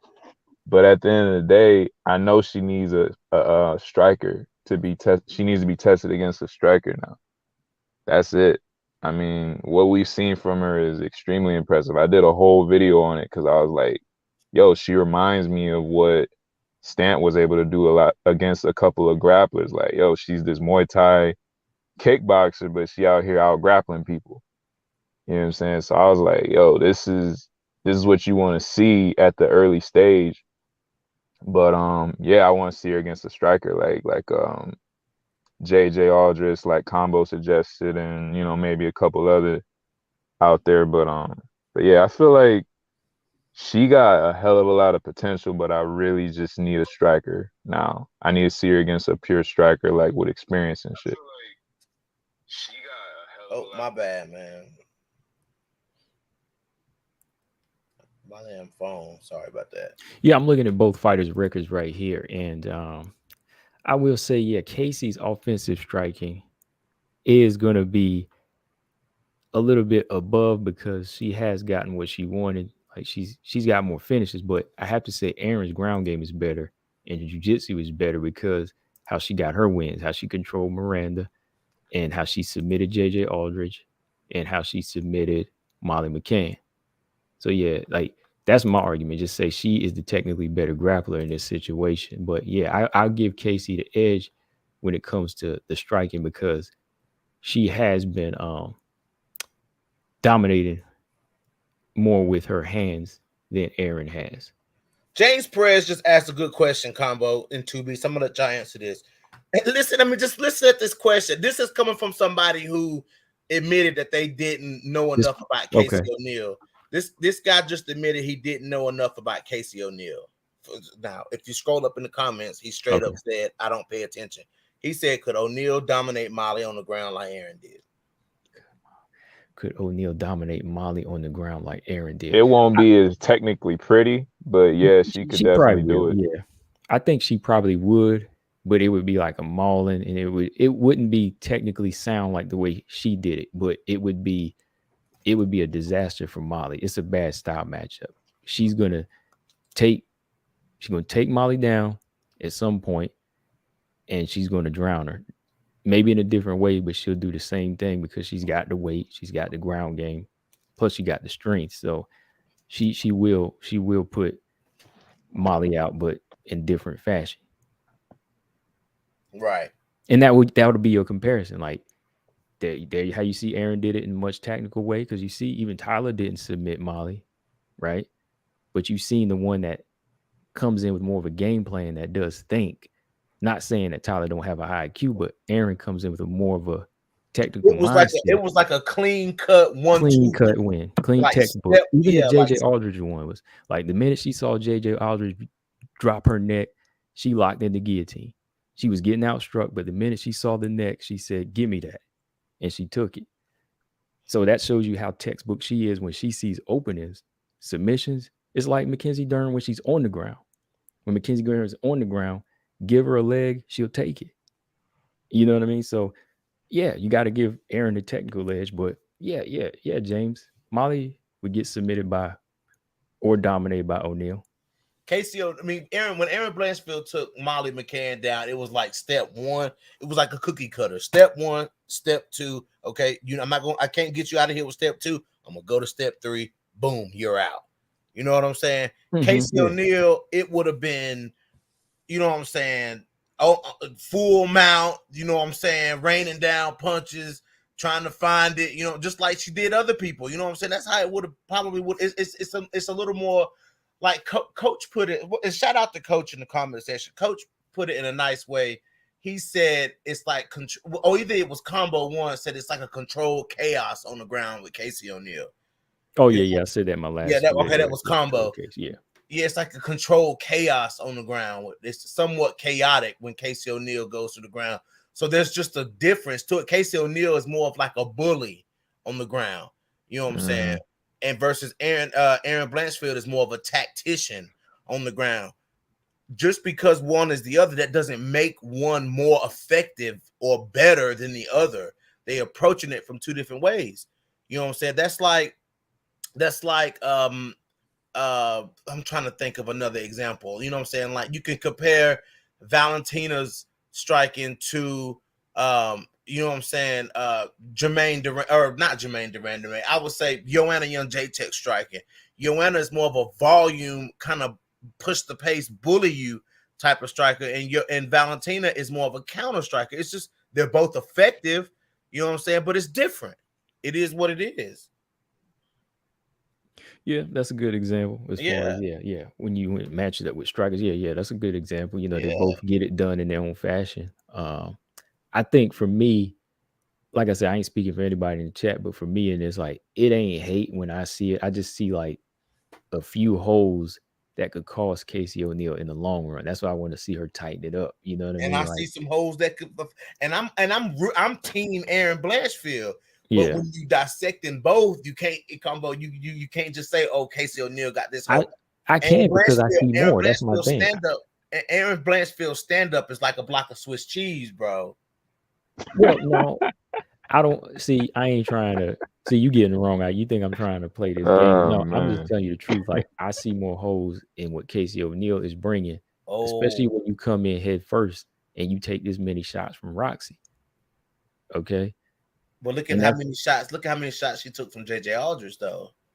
Well, she didn't. When she found that out, she made that adjustment and finished it. Right. That's my whole point. Is like the technique is still going to get you a little bit further than being reckless. Just ask Juliana Pena. Yeah, I mean, I guess you're right. Valentina is a great example of that longevity style, where it's more so, you know, even though it's not flashy and, you know, highlight reels every other fight and shit, it's more so I want to be as dominant as long as I can and consistent as long as I can.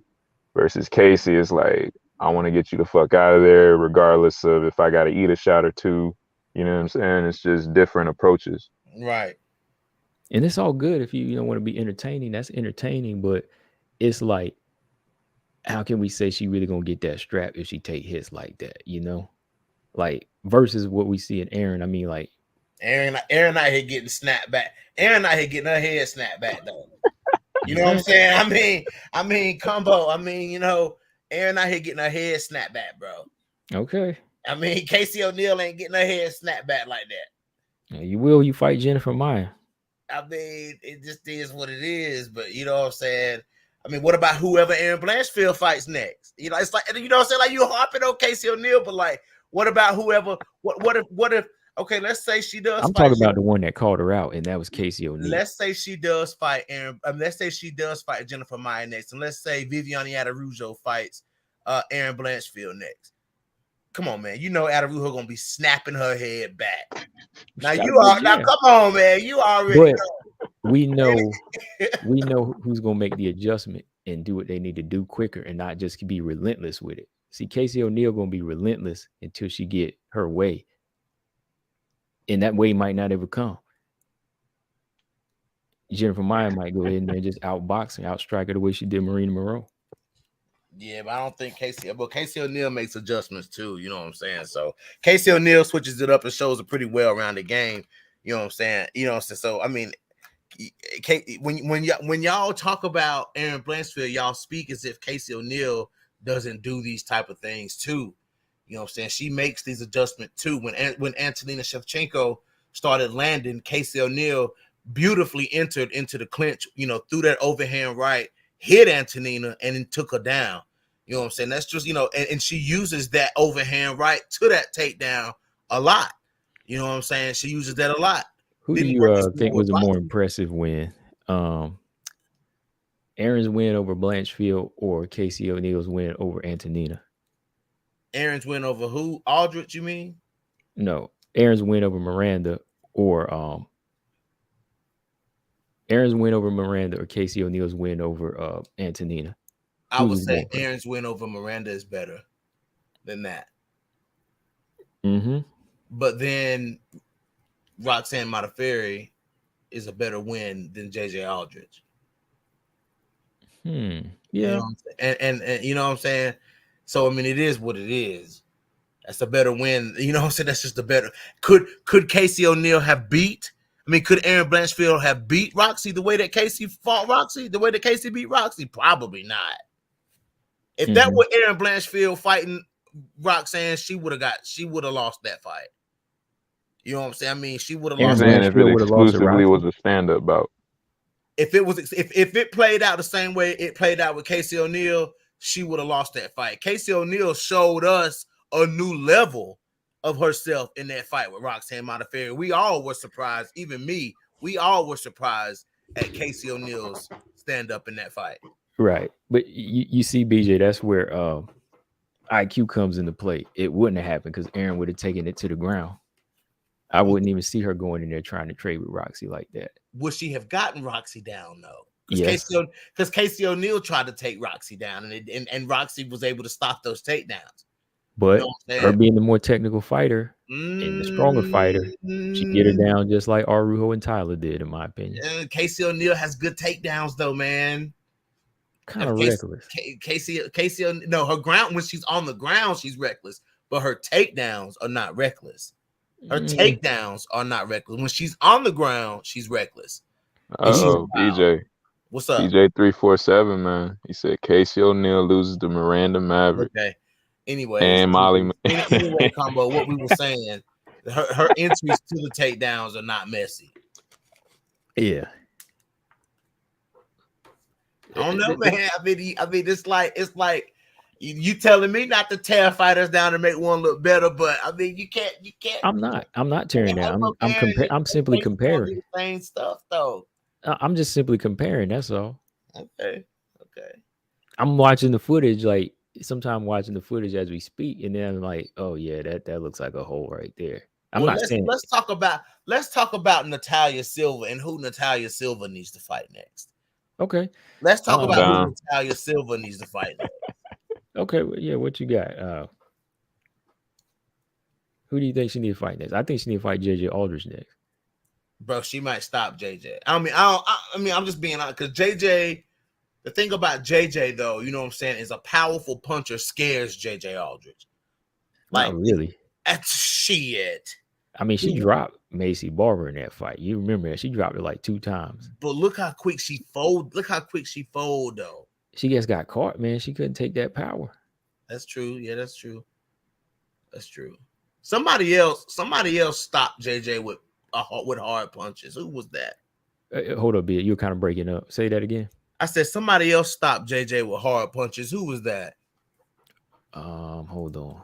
Somebody else stopped JJ Aldrich like that too. JJ only been stopped twice, right? She only been stopped against. She been submitted by Aaron and Macy Barber. Hold on, let me look. That was it. Are you sure? Tatiana Suarez submitted her way back, but yeah, she ain't been stopped except by Barber. Unless you're thinking of when Barber stopped Jillian Robertson. No, I ain't talking about no. Somebody else stopped. Because she did that back to back, right? Almost back. Yeah, she did. She knocked JJ and G Rob out back to back. Yeah, she did. But I thought somebody else had hurt.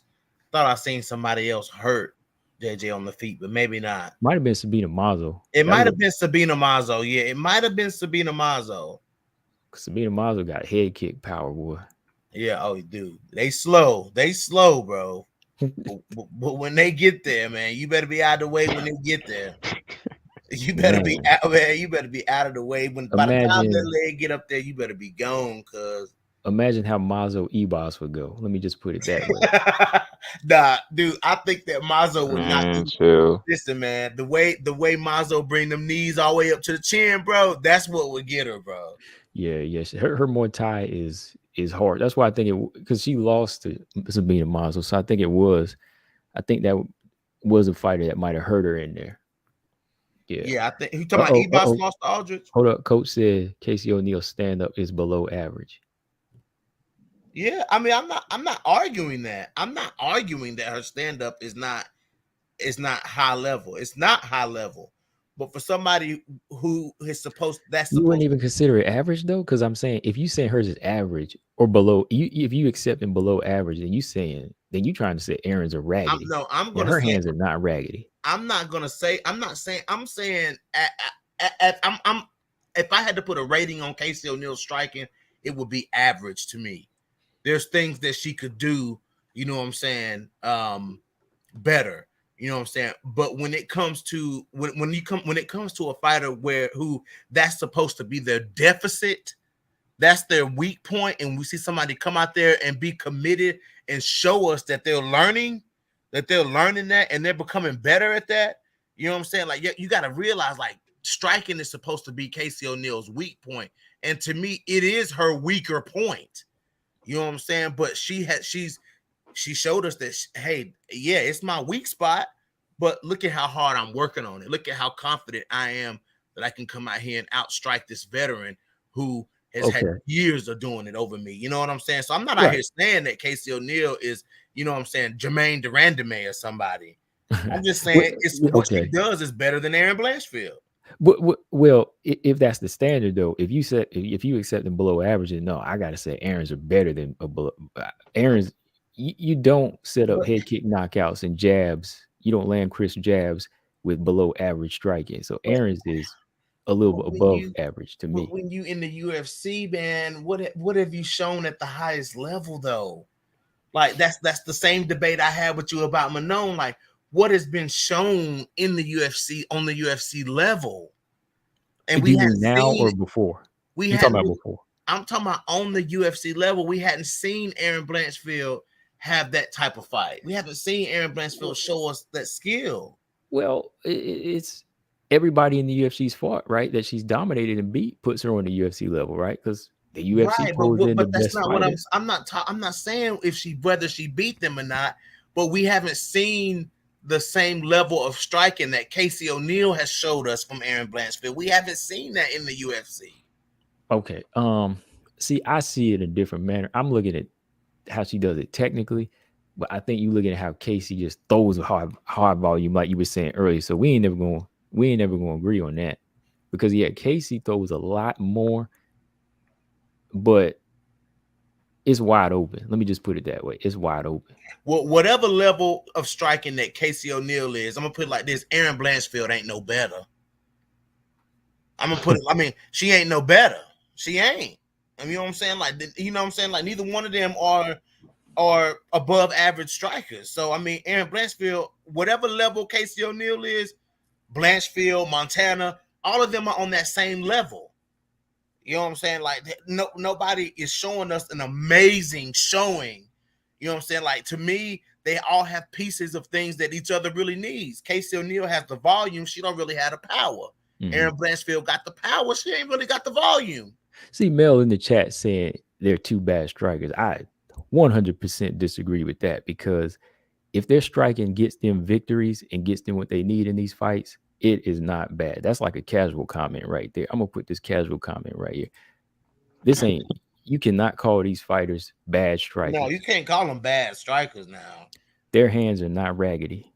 There's things they need to work on, but their hands are not raggedy. Right. You want to talk raggedy? Look what happened this past weekend. Look, I rocked with Teresa Blader, but that was below average. It was disappointing. I can't lie. I ain't no simp. I ain't gonna lie. Her hands were bad. But calling these two bad strikers, that's a casual comment. Jillian Robinson has bad striking. That's raggedy. Yes. But Jillian Robinson is a specialist, so it's kind of like, okay, you know what I'm saying? Like, her striking is bad. Like, okay, we get it. She's a specialist. But these two, Like, come on now. Yeah. Hey, Kama, what you think about Silva versus Jillian? How you think that goes? It's a great fight. Good fight. That would be the one to get her to top 15. If it ain't JJ Aldridge, I'd have Silva winning that. If she can stop Jillian's takedowns and she can keep her at a range, I think she picks her apart. I think she does. I think she picks her apart. Oh my God. She's gonna be dealing with a smaller fighter than she picked apart against Teresa Bleda, and I think it'll be a problem for Jillian Robertson if she can't get like a good jab going in this fight and get it to the ground early. But even if she did, I think Natalia would defend any type of submission attempt. Will she? Will she? She's strong on the ground. I'll let you chime in here a minute, BJ. But I think she'll be able to defend because she's physically strong too, man. She surprised me.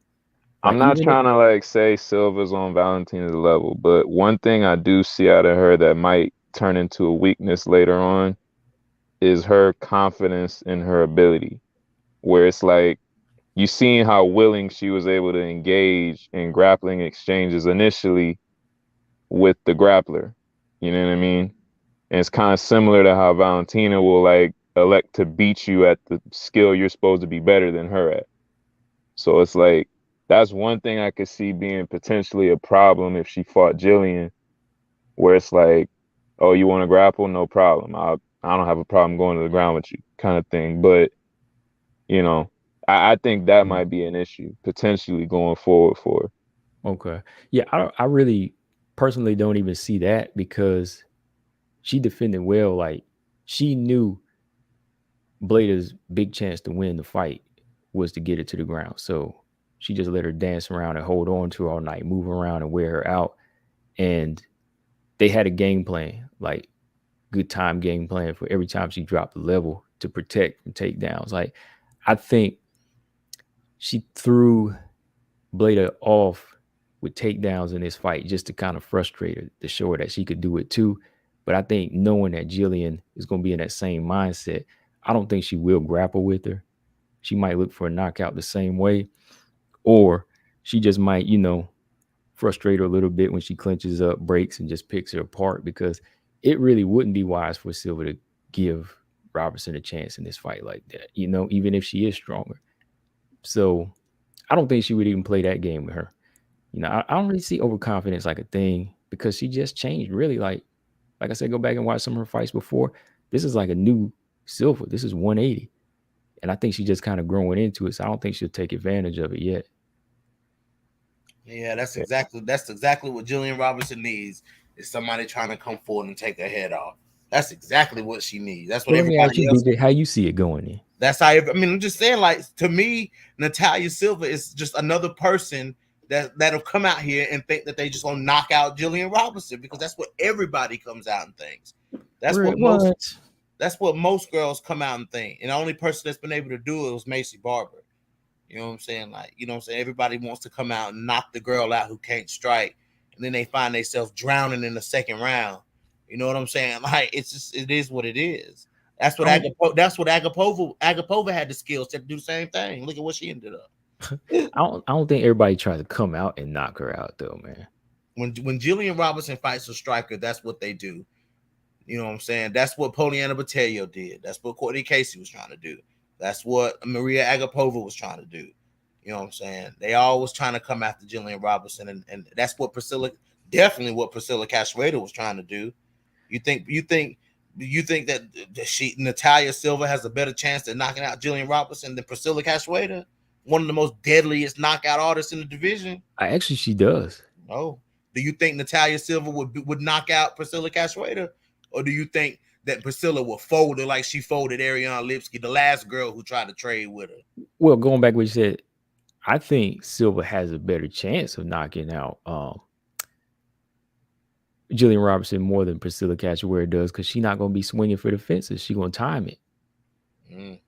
If the way Cachoeira approached the fight, that was beautiful for Jillian. She said, "This girl gonna swing for the fences." But she didn't swing for the fences against Jillian. She was popping Jillian with a nice jab.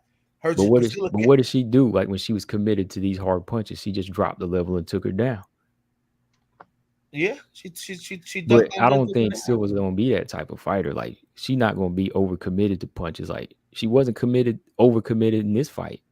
She was in and out. The problem with Jillian Robinson is when Jillian Robinson decides to close distance, these girls panic. Some girls panic when Jillian Robinson closes the distance. You know what I'm saying? And call Jillian, feel how you want to feel it. That's for people in the chat. You know what I'm saying? Feel however you want to feel about Jillian Robinson, but when she closes the distance on these girls, she's something to worry about. You know what I'm saying? And I'm sorry, but Natalia Silva would have to show me that she could fend off Jillian Robinson. I can't just say she'll do it. She would have to. Natalia Silva would have to show me that because I've just watched Jillian Robinson take too many girls down to doubt that she could get this girl down. You know what I'm saying? I've just watched it too many times. I mean, how many fights are we in the UFC now? You know what I'm saying? And more likely than not, Jillian Robinson drowns these girls on the ground. You know what I'm saying? So I mean, Natalia Silva hadn't shown me enough in the UFC to think that she would be any kind of threat to Jillian Robinson. You know what I'm saying? Like I said the same thing about Taylor Santos, but when Taylor Santos fought Jillian Robinson is when I then took heed and took notice of who Taylor Santos was because I saw it. But a girl 2 fights in the UFC, you know what I'm saying, who takes these girls' heads off, like I've said before, you know what I'm saying, that's a tailor-made fight for Jillian Robinson. Somebody that's going to come in and try to take her head off. It ain't nothing. Natalia Silva ain't nothing that Jillian Robinson ain't seen before. Oh, wow. You said she ain't nothing. I'm not saying she ain't nothing, but she ain't nothing that Robinson ain't seen before. I know. I was trying to switch it up. I don't know, man. I know. The thing about Silva, there's 2 things that really stick out. It's like, one, she gassed out the wrestler that came to wrestle. Knew she like that. That's her goal. Like I'm gonna go wrestle this chick. Is she the type of ground fighter in the same level of Jillian Robinson? No, not at all. But what I'm saying is, for someone who came there to wrestle, to get gassed out by the person who came there to strike, and then the person who came there to strike looked like she could go another 5 rounds after the 3rd round is concluded. You feel what I'm saying? After defending all those takedowns against someone that dwarfs her practically, I mean, that to me can be very problematic and is very impressive. Like most people, like you put most strikers, especially ones like Silva where they're going to be moving a lot, when you force them to grapple excessively, it even happened in the Izzy fight. It slowed Izzy down. Like, right. And Izzy's like, he already knows what people gonna try to do to him. And you know what I'm saying? For her to do that, I know it's on a lower level, but it's like when you're not tired after doing all that and you look just as fresh as you did at the beginning of the fight, and you're out grappling the person that came to grapple, and it's just like, I don't know, man. Like that to me is just different. Like you don't see that a lot with fighters just coming into the UFC. Oh, Combo, please tell me that ain't. Is that true, Combo? Yeah, it's official. Well, shout out to Gabrielle. She mentioned it the other day, but it's official now. I just see it. Oh. What happened? Catchware versus SARS, January 14th. Oh. That should be fun. Hopefully both of them make it to the fight. Right. There's been some bad luck for SARS lately. Will it be fun though, 2Bs? Or will it be quick? That's gonna be fun. I'll go for what everybody said. That's just gonna be fun. Whichever way it goes, it's gonna be fun. Oh man, I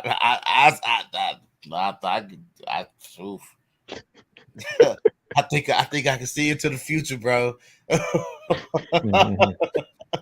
I can see into the Combo. I see it, Combo. It's coming to me. Shoot, hey, you take one of her punches, you can see in the future.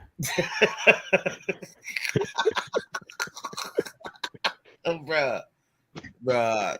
That's the type of fight where you bet that shit is not going the distance under any circumstance. No, it's not. That's the type of fight where the freaking stoppage prop bet is a motherfucking. It got a minus sign in front of it. You feel me? I'm telling you, you gotta place more money than you go win back to take a bet on that shit, dog. Sarge got a good chin though. I ain't gonna lie. Gina Mazzani had a good chin too. Who did? Gina Mazzani. But no, she been knocked out by what's her name? Macy Chason and Shanio. I don't think Lipsky ever been knocked out though. Has he ever been knocked out? Not knocked out clean. Did Montana TKO her? Montana TKO'd on the ground with elbows. But that was expected. They didn't need to be at bantamweight. That was at bantamweight. And she gave her the chin. Remember, like, she started trading with her? Come on, since she started trading with her. I hope they never cut Priscilla Cachoeira, honestly. I really hope they just let her just keep fighting as long as she wants to. But, bro, she not losing. Yeah, but you know, it's not the most consistent in the world. It's kind of like trade-offs, like win one, lose one, maybe win one, lose two. Or no. That ain't Priscilla. Priscilla more like win two, lose one, win three, lose one. It's more like that with Priscilla, bro. Priscilla been starching, bro. She been racked up a little bit, like the way what Combo always say about, you know, fighters like Priscilla and Molly can make a lot of money and have a lot of fights and a long time in the UFC in their lane. Like, Priscilla been racking the wins up in her lane, bro. Let me look up Priscilla Cachoeira record, man. Shit. Who she rack up? Lipsky. No, shit, while we at it, might as well put Priscilla versus Andrade. Oh, man. I'm gonna go Andrade. I mean, she beat Lipsky. Oh, yeah, I forgot. Oh, she beat Ji Young Kim. She beat Gina Mazzani, Shauna Dobson. Shit. Priscilla, she came in rough, but she don't. Out of her last 5, she 4-1. I mean, yeah, she 4-1 out of her last 5. Oh, okay. Yeah, she ain't going nowhere. I don't know, man. Something tell me Sarge can win this fight, though. I mean, I don't know. I mean, all it takes is a takedown, and that's a wrap.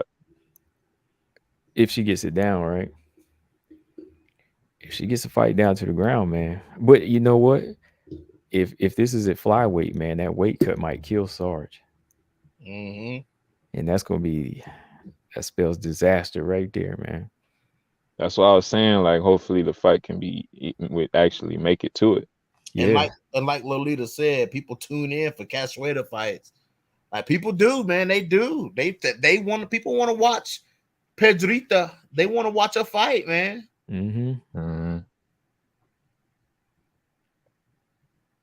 Oh boy, Eileen Perez is back with Haley Cohen too. Okay, Eileen Perez back. She be talking trash on Twitter, man, for somebody 0-1 in the UFC. Bro, she like the new Angela Magana, bro.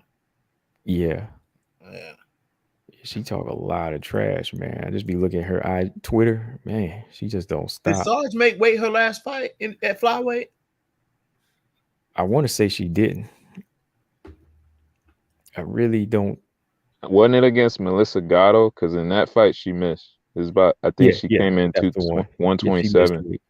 Yeah, she missed weight. Yeah, so both fights that she's had in return at flyweight, she's missed weight. No, I think the Elise Reed, she made the that Elise one. Reed, she made it, I think. Yeah, she made that one. Okay. Damn, Sarge is supposed to fight for the belt. Y'all remember that?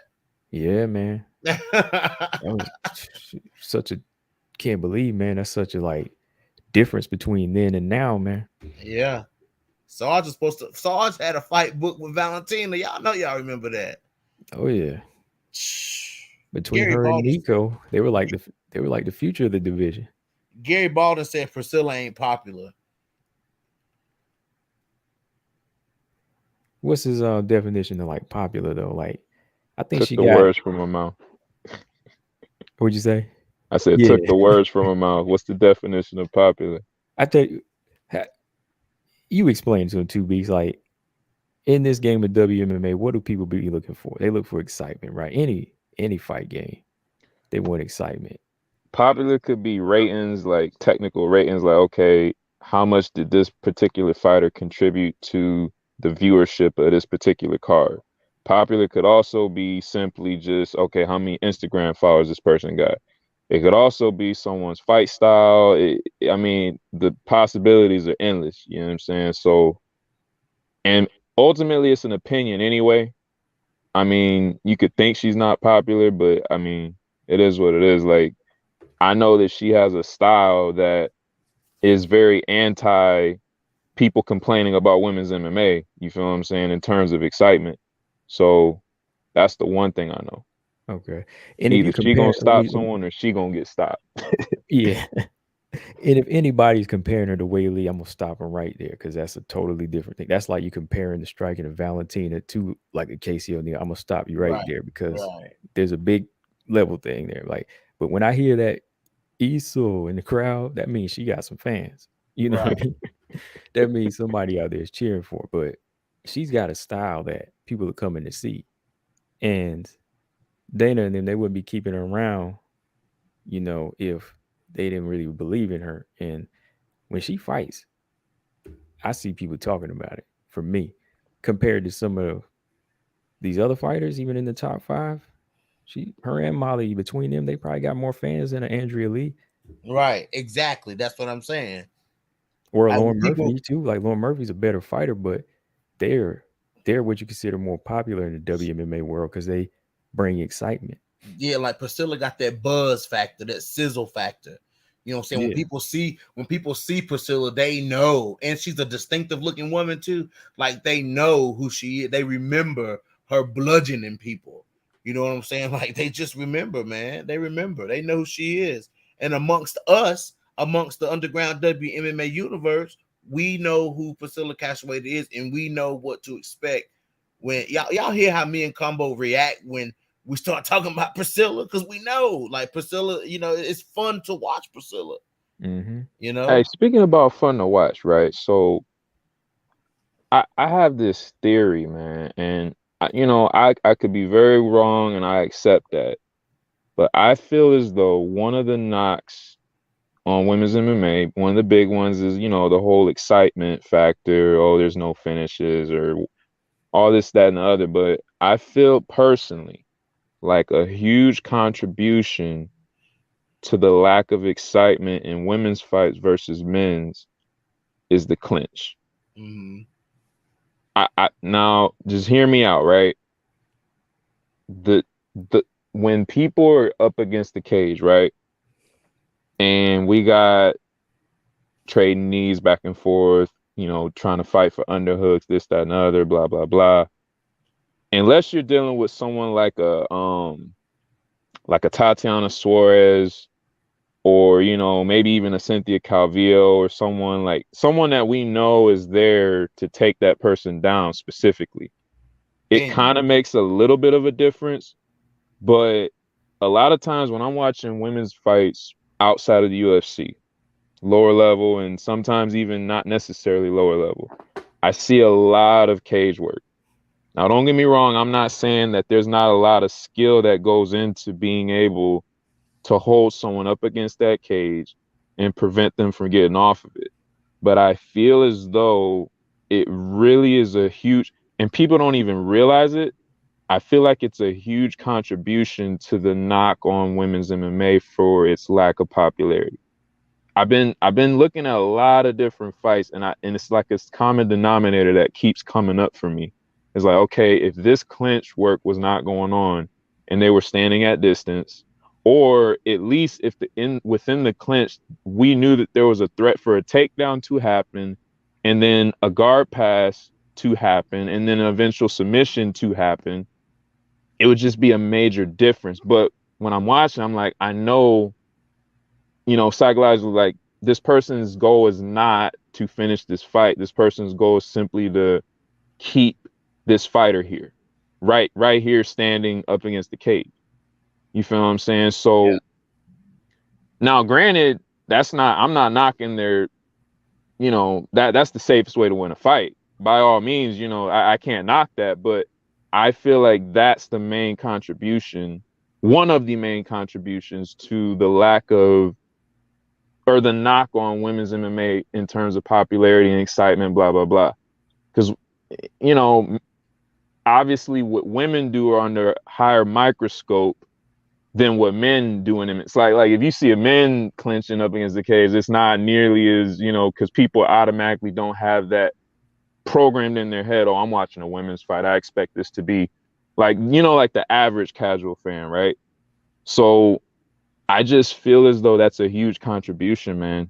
And the lack of consistency with separations and stuff like that, I feel like you really address that clinch and make it to where fighters have to use a higher level of urgency to finish the fight when utilizing the clinch.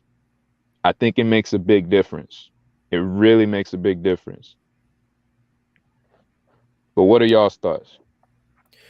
Yeah, I mean, it's like in boxing, you know, like that's why they won't let the clinch last that long. Like that's why the referee breaks it, because it, you know, it slows the action down, and it's not boxing really. Like clinch is an effective tool, but only for so long, you know. So in MMA, I think they let it fly more because it's such a hands-on sport. You know, the grappling, you can make a lot of excuses for it. But yeah, I think like the clinch, the ones just to slow the fight down and just pin somebody on the cage, it does take away some, because that was one of the reasons I didn't really like MMA before. Like I just like, let me watch boxing. At least the referee's gonna break this thing up, you know? Right. Like in boxing specifically too, right?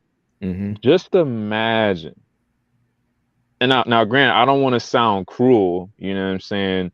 But if we're talking in terms of excitement, imagine how many more KOs and even TKOs happen in boxing and kickboxing when that clinch is just, you're not even allowed to do that. You can get disqualified for it like that.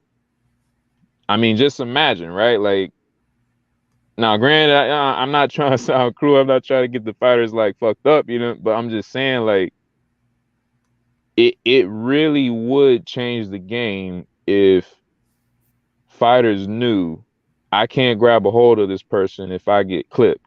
I really have to be on my P's and Q's to make sure that I don't get hurt, and that I got to hurt this person before they hurt me, because I don't have that opportunity to grab a hold of this person's arms to slow this down in the event that shit hits the fan, you know?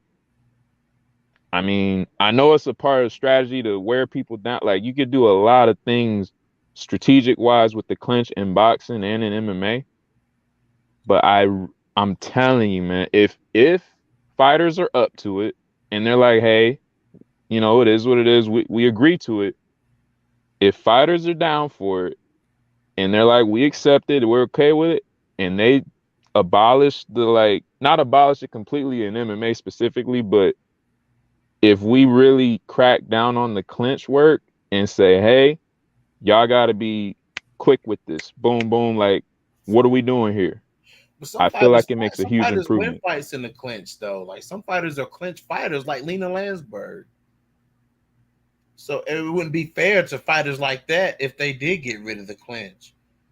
Well, like I'm saying, not get rid of it 100%, but we put in some like groundwork to where it's like people understand, like, you have to do a certain amount, and it's very specific. It's not like, oh, if we hear the crowd, a certain amount of the crowd booing, we need to start thinking about separate. Like, nah, that's bullshit. That's completely subjective to an opinion.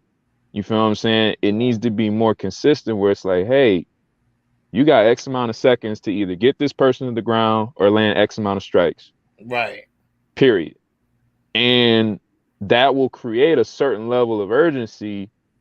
Obviously, they're not going to count. The fighters ain't going to count, but they know, hey, I better be, you feel what I'm saying? And at the very least, it makes it more urgent. It creates more urgency. And more urgency means there's more moments within the fight that are compelling, and we need to pay attention because, hey, this is serious that's going on. This could you know, result in a finish because we have much more activity going on that's significant.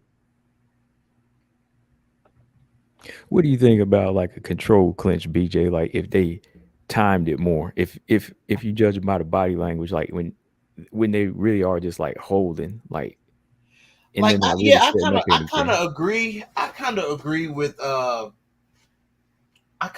with Two Beats to an extent, but for me, it's like, I don't. Then I kind of disagree too, because like some fighters, that's their bread and butter. Like if you look at fighter, okay, I'm gonna name like Juliana Pena, like she loves to clinch. You know what I'm saying? Mm-hmm. Yana Kunitskaya loves to clinch. Lena Landsberg loves to clinch. You know what I'm saying? And as of late, we've seen like fighters like Macy Barber have a lot of success, like with big shots in the clinch and big shots exiting the clinch. You know what I'm saying? Like stuff like that. You wouldn't see stuff like that. You know what I'm saying? No, you go.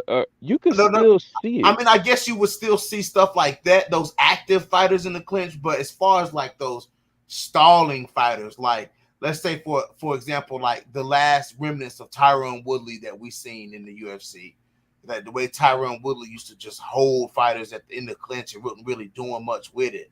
You know what I'm saying? Like if you done been 30 seconds and you ain't really done anything or advanced position, you just holding. You know what I'm saying? And throwing little peppering little shots to the side of the head and little knees to the knees to the thigh and stuff, little thing or foot stomps, something like that. You got to go. But if you slicing elbows like Lena Landsberg or Macy Barber, you know what I'm saying? If you doing that, you know what I'm saying, or you Yana Kunitskaya and you stinging people in the stomach with knees, you know what I'm saying? Then that's different. If they like significant shots in the clinch, you know what I'm saying, or if you're digging underhooks, and it's like a positional war on the cage, you know what I'm saying, trading under hooks and trying to get takedowns and stuff like that. Like if it's activity going on, you know what I'm saying, then let it go. But if you ain't doing nothing, absolute and Keith Peterson is one of the absolute best referees, you know what I'm saying, at not letting you stall. Him and Mark Goddard, they will not let you stall on that cage, man. Jason Herzog too. Like if you on that cage and you're not working, fight refs like Herb Dean, and Eve Levine, not Eve Levine, but what's the other black referee name with the bald head? Mark Smith. Mark Smith. Like they let fighters hang out in that clinch and see, like they'll warn you. They'll be like, well, pick it up, fighters. We need more. Like you'll hear them saying that. Versus, you know what I'm saying, like Mark Smith. I mean, Keith Peterson and Jason Herzog and Mark Goddard. Hell no, man. You in that clinch too long and you're not working, they're gonna stop you. And another theory that I have, man, and I know this has to be factual, but this whole weight cut business, if you think about it, y'all, we have never to this point, aside from maybe Valentina Shevchenko, when she was fighting at 135, we have never really truly seen fighters at their full potential. Because 24 hours prior to their fight, they dehydrated themselves drastically. You feel what I'm saying? Like, I don't feel like we've seen the best of the fighters to this date, like any of them. Like anyone who cuts, I would say even just 5 to 7 pounds or more, like I don't feel like we've seen their very best. Because at the end of the day, dehydration is like, that's a serious business. Like we've seen what bad weight cuts can do to people. They look horrible sometimes, even coming out of the first round. You know what I'm saying? Just imagine if they didn't cut weight prior to that fight, like literally weighed in moments before the fight. I'm like, it's just little things that I'm seeing, like I mentioned, like the clinch thing, and then there's a whole bunch of other different things that I'm noticing where it's like, obviously y'all know what my goal is, and I'm very close to that goal, like the very beginning stages of raising money for it and everything. And I just see certain things where I'm just like, this just makes all the sense in the world in terms of making the fights more exciting, putting the fighters in better positions to put on fights that are more compelling and don't have that lackluster element to it, where it's like, okay, we can, well, we know there ain't no finish coming. Like, no, you're at the edge of your seat every single moment because you know that these fighters have the potential to finish this fight any moment because they're well trained. They can focus more so on their training rather than a weight cut. They can focus more and they can understand more the rule set and exactly how they need to win the fight. And there isn't no like question. How many times have we said this? Oh, I don't know. Well, you never know what the judges are thinking. You never know how the judges scored it. The fact that we can even say that and be truthful is just, that's crazy to me. Like, this literally affects their pay. And we don't know how they're scoring it. Like, that's fucking crazy. So it's just, I just feel like, man, like, I'm very close. We're talking this Friday. Like, I'm literally, I got my application in for a logo, and it's like, I'm about to start raising this fucking money. What are you trying to do? What are you trying to do? I'm starting my own promotion. Okay. Yeah, man. Like, okay, bro. I cannot like get it out of my head. Like I'm seeing it, all these different things that could really just kickstart MMA to like a crazy level of excitement if we just had a little bit more consistency and a little bit more clarity. I mean, this could really just make MMA a lot better. I don't know. There's just certain things I'm seeing, man. Like, if we just killed a couple things and improved a couple things, we wouldn't even ever have to have these conversations about rivalries and, you know, weight cuts and fights falling through and fighter pay and all this. Would you have open scoring? Nah, based on the format of how I'm gonna score the fights, it wouldn't even be a necessity, honestly. Okay. Yeah, because it's gonna be so clear as to who wins and who doesn't. You won't even need like open scoring, like an open scoring type of system. But I have a game plan in terms of exactly how the rules are gonna work and stuff like that, and how the weight cut or how the weigh-ins and stuff is gonna work to completely abolish the whole weight cut thing. So, but yeah, ultimately the first step is raising money and raising funds, and I have a way to do that to where people don't have to lose money unless we actually have the resources to make this shit happen. The first step is what you call it, simulations, where obviously the rules that I plan to implement, we got to test them out. You can't just do it based on a theory. So the first step is going to be paying fighters to do simulations and little exhibitions in different situations so that we can test out different time limits like we discussed with the whole cage control. Like, is it going to be 20 seconds? Is it going to be a whole minute? Like, you know what I'm saying? There's going to be different things we got to test out first. And also we got to get the refs trained in terms of how they're going to officiate stuff. And then the scorekeepers.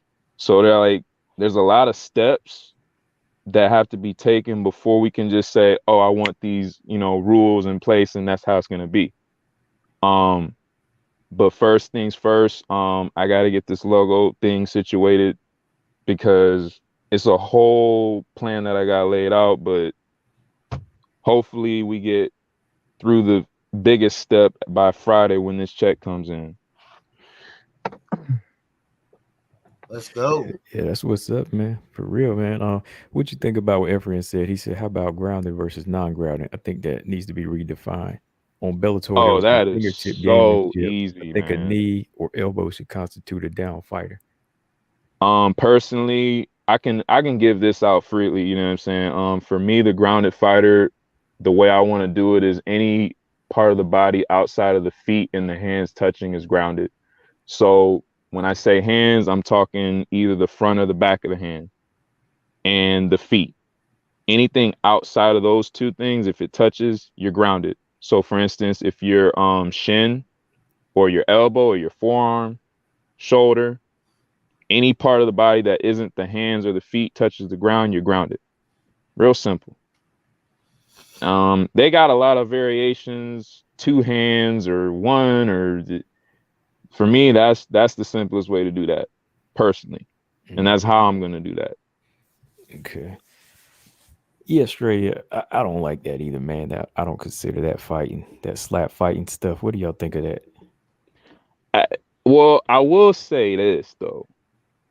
There is a technique to where it's not about getting the loudest pop with your fingertips. What you want to do is you want to get the base of your hand to hit on the jaw as clean as you can so that you can really knock that person down. Yeah, technique aside and all that, I mean, I just don't like it. Okay. Yeah, I don't think it's a good competition. I don't like it either. It's kind of crazy to me. Yeah. I think it's funny. I seen like some video clips, but it's got its little entertainment value to an extent, I would say. I wouldn't say it's for me personally, but I can't knock someone for being creative and trying something, you know what I mean? Whoever the owner of that promotion is. Oh, Dana has a slap league now. Oh, for real? Yeah. Guess he going that route too, just for money. But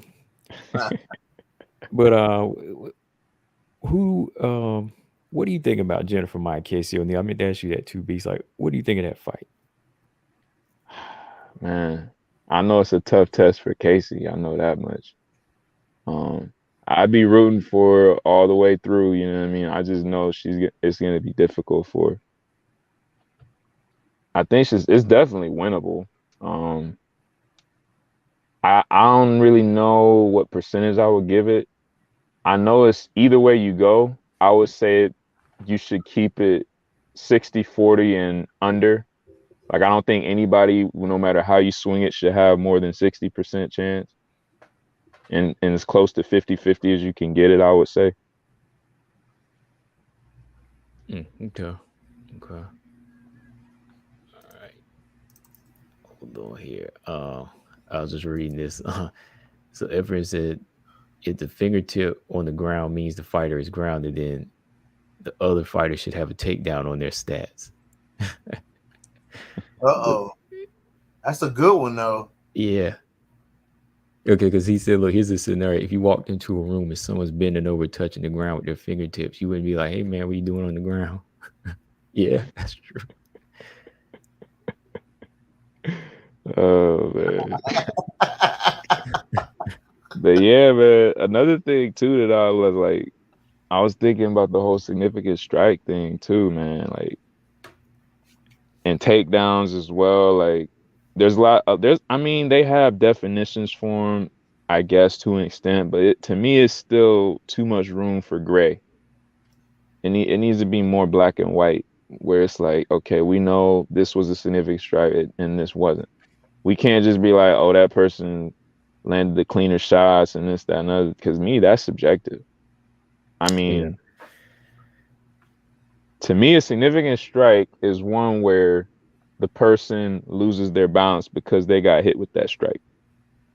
Yeah. So if I land a left hook and the force of that blow drives you in the opposite direction that the blow came from, I'd say that's significant. Or if you stumble because I hit you, or if I hit you with a leg kick and your whole leg buckles, or you do a 360 because of the momentum. Yeah. That's significant. But I mean, a jab, because like ultimately the goal of the jabs, fight, though, jabs can be damaging though. You know what I mean? Like a jab can cause so much damage. Like, oh yeah, it is significant because jab sets up so much. Like sometimes I don't understand. I don't agree the lines of that even in boxing. Like power punches, like a jab can be a power punch depending on how you throw it. It depends on how you throw it, and it also depends on how the opponent responds. Right. So that's my other element too, where it's like, okay, if you hit someone with what a majority of people would say, oh, that's the cleanest shot, that she landed a very clean shot or whatever. But if that person 100% like they got a term in pro wrestling where it's like no sell, where like you supposed to sell like you got hurt by, you know, the move by the other wrestler, right? So like if a person just completely no sells that shot that just got landed on them, you feel what I'm saying? It must not have been that significant because they just walked through that shit. Right. You feel what I'm saying? Like that's another thing. Like if a person can hold up that poker face and be like, listen, I don't give a fuck about that, and then keeps coming forward, I can't distinguish that as significant because you know what you can't hold up a poker face to? Getting knocked out. Right? Facts. So to me, it's like it depends on the reaction of the fighter almost wholly. Not even so much the person who throws the blow. It really depends mostly on the reaction of the fighter. I mean, I don't know. What do you guys think? Well, in the fight with God, what fight was that this past weekend? They were complaining about it might have been that Natalia Silva fight. They were looking at the stats of the fight, and even the commentators were surprised that the jabs were being counted as significant strikes. But then you look at but I think it might have been that Natalia Silva fight. But then I was like, well, damn, look at how hard those jabs landed, though. You know what I'm saying? Like those jabs was landing. No, it was a Marina Monroe fight. The Marina Monroe's fight. Yes. You know, they were counting a lot of Marina Monroe's because they was like Marina Monroe's has the advantage in the significant strikes, but Jennifer Maia was the one landing more strikes. You know, so even they were confused about it. And it was, it was like, well, it's got to be the jab she's throwing. You know what I'm saying? Because that's the only thing that's landing. So they were counting. I mean, they count those jabs as, especially if it's like a long, stiff jab. You know what I'm saying? Like they count that as a significant strike. Yeah, which they should. I agree. Yeah, I think they should because it does. It sometimes it's doing more damage than the right hand. You know. Right. Yeah, Everest and Reyes got laid out by a jab. Yeah. Yep. Yeah. Let's see. Stamina said poker face is one aspect. They cannot react facially, but then won't counter quickly. Defend as well. Mobility might be impaired. There are many tells. Not all can be controlled / suppressed. Right. Yeah, like you could have a game face, but your leg might react to it. Like, you know what I mean? Like Myrna Janero, when she landed that right hand on Ebos, like her face is still game, but you'll see like the leg will shake. You know what I mean? Like some people have bad chins, but you can see how they react to it by the body language. And as a judge, you should see that and say, "Oh, wow, that was significant right there." You know? Yeah, but the judges are in such a bad. As much as we get on the judges, they are in such a bad position. True. I mean, how they really shouldn't be. They almost like in a position like actual spectator. You know what I mean? They need they need something where they're in the cage with like a blood shield up. You know what I mean? Where this is built into the cage, not actually in the cage itself, but somewhere where their view is not blocked. You know? I could tell. Well, I'll give you something that is already being done right now, but they're not using it in a smarter way. Where they got the ref cam. The ref has the best vantage point of whether or not shots lands. Right. People don't realize that. So I was like thinking, like, y'all got a ref cam, but the judges don't have access to this. That's crazy to me. Because just imagine how don't the judges have monitors? Don't the judges in the UFC have monitors? Some of them do. Yeah, but perfect example. You remember Mayra Buena Silva versus what's her name? Stephanie Egger? How nobody allegedly seen the tap? Yeah. Yeah, they got monitors, all right, but no one got footage of that, right? Yeah, you're right. Because even with a monitor, you would still have the same view that the viewers have, right? Because the cameras would be in the same place, like where we see it. So they would have to be like ref cam, like they'd have to see every move, just like the ref does. Right. I tell you what, y'all. There is like every single thing you could think about like if I were to ask the chat a question like, okay, what's the top 5 things you can't stand about mixed martial arts? I'm not bragging. I'm not claiming to be a genius. It's just something that I've extensively thought on. I can tell you almost 100% confidence that everything you can ever think of that in terms of you can't stand about either just women's MMA in general or MMA, I've literally found a damn good solution that is worthy of being tested. It's not necessarily guaranteed to work. I have theories, but I got to test them out. But I've thought about a lot of different things, distinguishing significant strikes, distinguishing what's a takedown, what is combo. 2 beats combo. I got to run, fellas. Okay, man. Yes, sir. I'm going to be listening, though. Yes, sir. I'll catch you in the next one, man. Yes, sir. Peace out. All right, peace. Like, there's just and then the judges thing, the weight cut thing, the fighter pay. I've thought about all of it, man. It's like, I just feel as though I have it, man. I just need the test. I just need to test it out, bro. And I know open scoring is a thing, but the thing is, open scoring is like you're taking a system where you know what's going on, but what's going on is still inconsistent.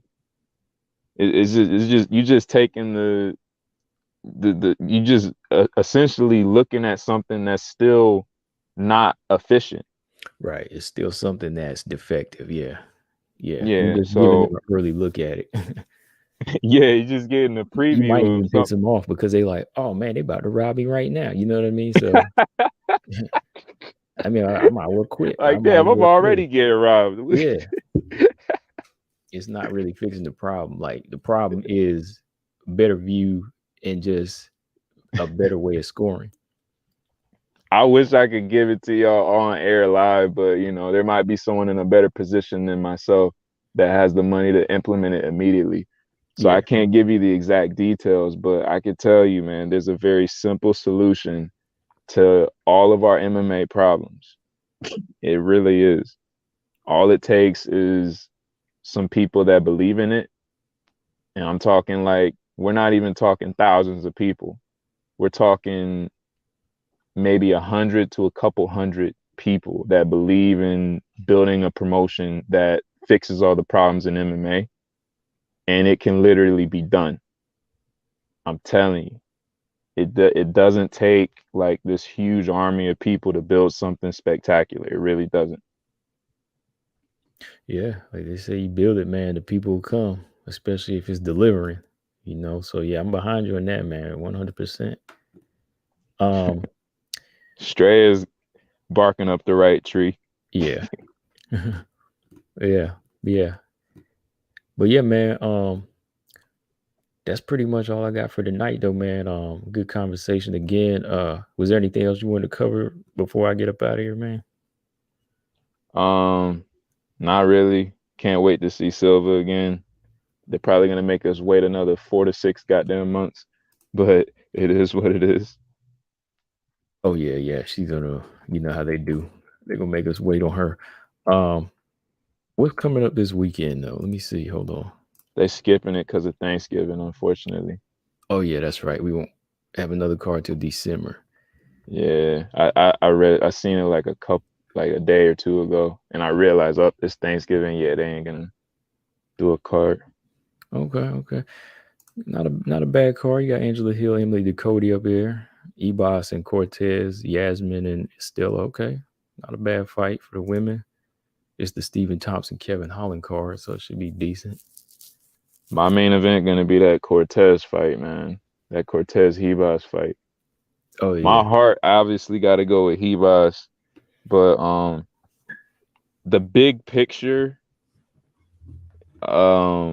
Cortez could really like. I don't know, like I have like my own like personal wishes for what Cortez could hopefully do. You know what I'm saying? Because like, you know how it is, like if you eye candy, you're not supposed to be like this talented, good fighter that actually could be champion one day kind of thing. And that's kind of why I'm like rooting for Cortez to like break that stigma of you can't be the cute eye candy and actually, you know what I'm saying? Because that's my main reason why I want to root for Cortez. But I love Hebos so much. It's like, fuck, man, why they have to match them up? Because they kind of both are in the same boat, right? You know, they're kind of both seen that way. Or do you think Cortez is more seen as the eye candy? Yeah, Cortez definitely more seen as the eye candy. Yeah. Hebos got that real bubbly, like infectious, like personality. You know what I mean? Yeah. And but yeah, that's the one thing I'm rooting for. I root for Cortez for. Like, if she could just break that, because that's what people always like. Oh, she's just eye candy. Or, oh, she's just, you know, she's not that good, or all this, that, and the other. You know what I mean? So. All right. Yeah, man. I'm looking forward to that weekend coming up. So yeah, we're gonna be without some fights for a week, but we'll be all right. Let me see. Yeah, so when you get that logo and everything together, man, just let me know. We'll post it up. We'll premiere it wherever you want to premiere it. If you want me to show it, I'll show it. Yeah, it's more so gonna be for the initial stages, like the actual logo for the promotion. Yeah, I don't want anybody getting eyes on that until it's actually about to hit people. Like, we actually got a whatchamacallit, a fight card coming. You feel what I'm saying? Like, the first time they see that logo pop, boom, this fight card coming in X amount of days type shit. You know what I'm saying? But this initial logo is gonna be for YouTube channel and IG purposes to help raise. It's kind of like the project to raise funds and build what they call a proof of concept for the promotion. And basically, proof of concept is just saying this business idea has potential based on evidence, you know, physical evidence of you guys building a interest in it. You know what I'm saying? So yeah, this initial logo is just for the proof of concept for the promotion. And hopefully the application will be approved as fast as possible, but I'm gonna submit it on Friday. So yeah, we'll see how it goes. All right. Okay. Marcus said Demopoulos versus Lapita. Yeah, that fight already happened in LFA. It was a good fight too. Good bloody fight. Yeah. All right, man. Well, I will catch you on the next one. Always good to have you come through, Two Beasts. You're not a first timer, but I'll definitely send you a shirt, man. You know, just send your size and mailing address, and I'll do that for you, man. Okay, cool. Yeah, I'll get you the address. I'll text it to you as soon as we get off here. And Running Rainy, I can't even say I have like a channel. It's like, it's barely even you could refer to it as such. It's just I posted a few videos here and there on like random topics. Like, I did like a couple fighter shout outs for like Noelle Grandjean from One Championship. I thought she had like a real interesting personality. So like, I do like just random stuff. It's barely even a channel, honestly. But you know. Yeah, I think I was subscribed to it since you did your first video. Yeah. All right, Straya. He said he's out the door. Okay. And yeah, man. I will catch you in the next one, man. Always come through anytime you have something to say, or like BJ says, if you ever got any smoke, like he has smoke tonight. I knew I set him up for it. He came on through, but I don't really dish out smoke. I dish out a little bit of a wind. Yeah, I won't call it smoke. I don't like to be hazardous towards others. BJ is always bringing that smoke. I gotta fan it back. That's what I do. I like to fan it back. Yeah, you know, make him cough, and which he usually winds up doing. Nah, shout out to BJ though. All right, bro. I'll let you get up out of here. I'll catch you in the next one, man. All right, dude. Peace. Later. All right, y'all. I am getting up out of here now. Good show. Appreciate everybody in the chat coming through. And good conversation. And will I be on tomorrow? Probably not. Maybe later on this week. I am off the rest of this week. So already this holiday weekend too, ain't it? Dang. So yeah, make sure y'all subscribe like always, and hit the like button. And yeah, what are y'all talking about here? Let's see. Robot Chickens, I'm starting to like. Vanessa, she's getting better. Still bad defense. Yeah, I guess she's getting better. She's always been good on the ground. She's got power. Just not much of a defensive plan when she fights. Not really solid in the striking either. But when she does land, she lands. And she never quits. Never quits. That's why I like Demopoulos myself. Yeah. Good entertaining fighter. There's a lane for her too. Six said Macy versus Molly McCann. I'll go with Macy. Yeah, I think I'll go with Macy Barber in that fight.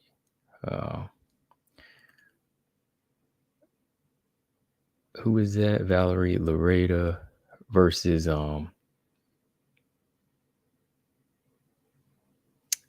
who is that? Eileen Perez. That fight would be a mess. I want to fight, not a sideshow.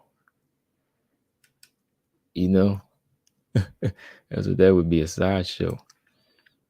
Betch Coer versus Molly. 2 different weight classes, but I go with I'm gonna go with Molly.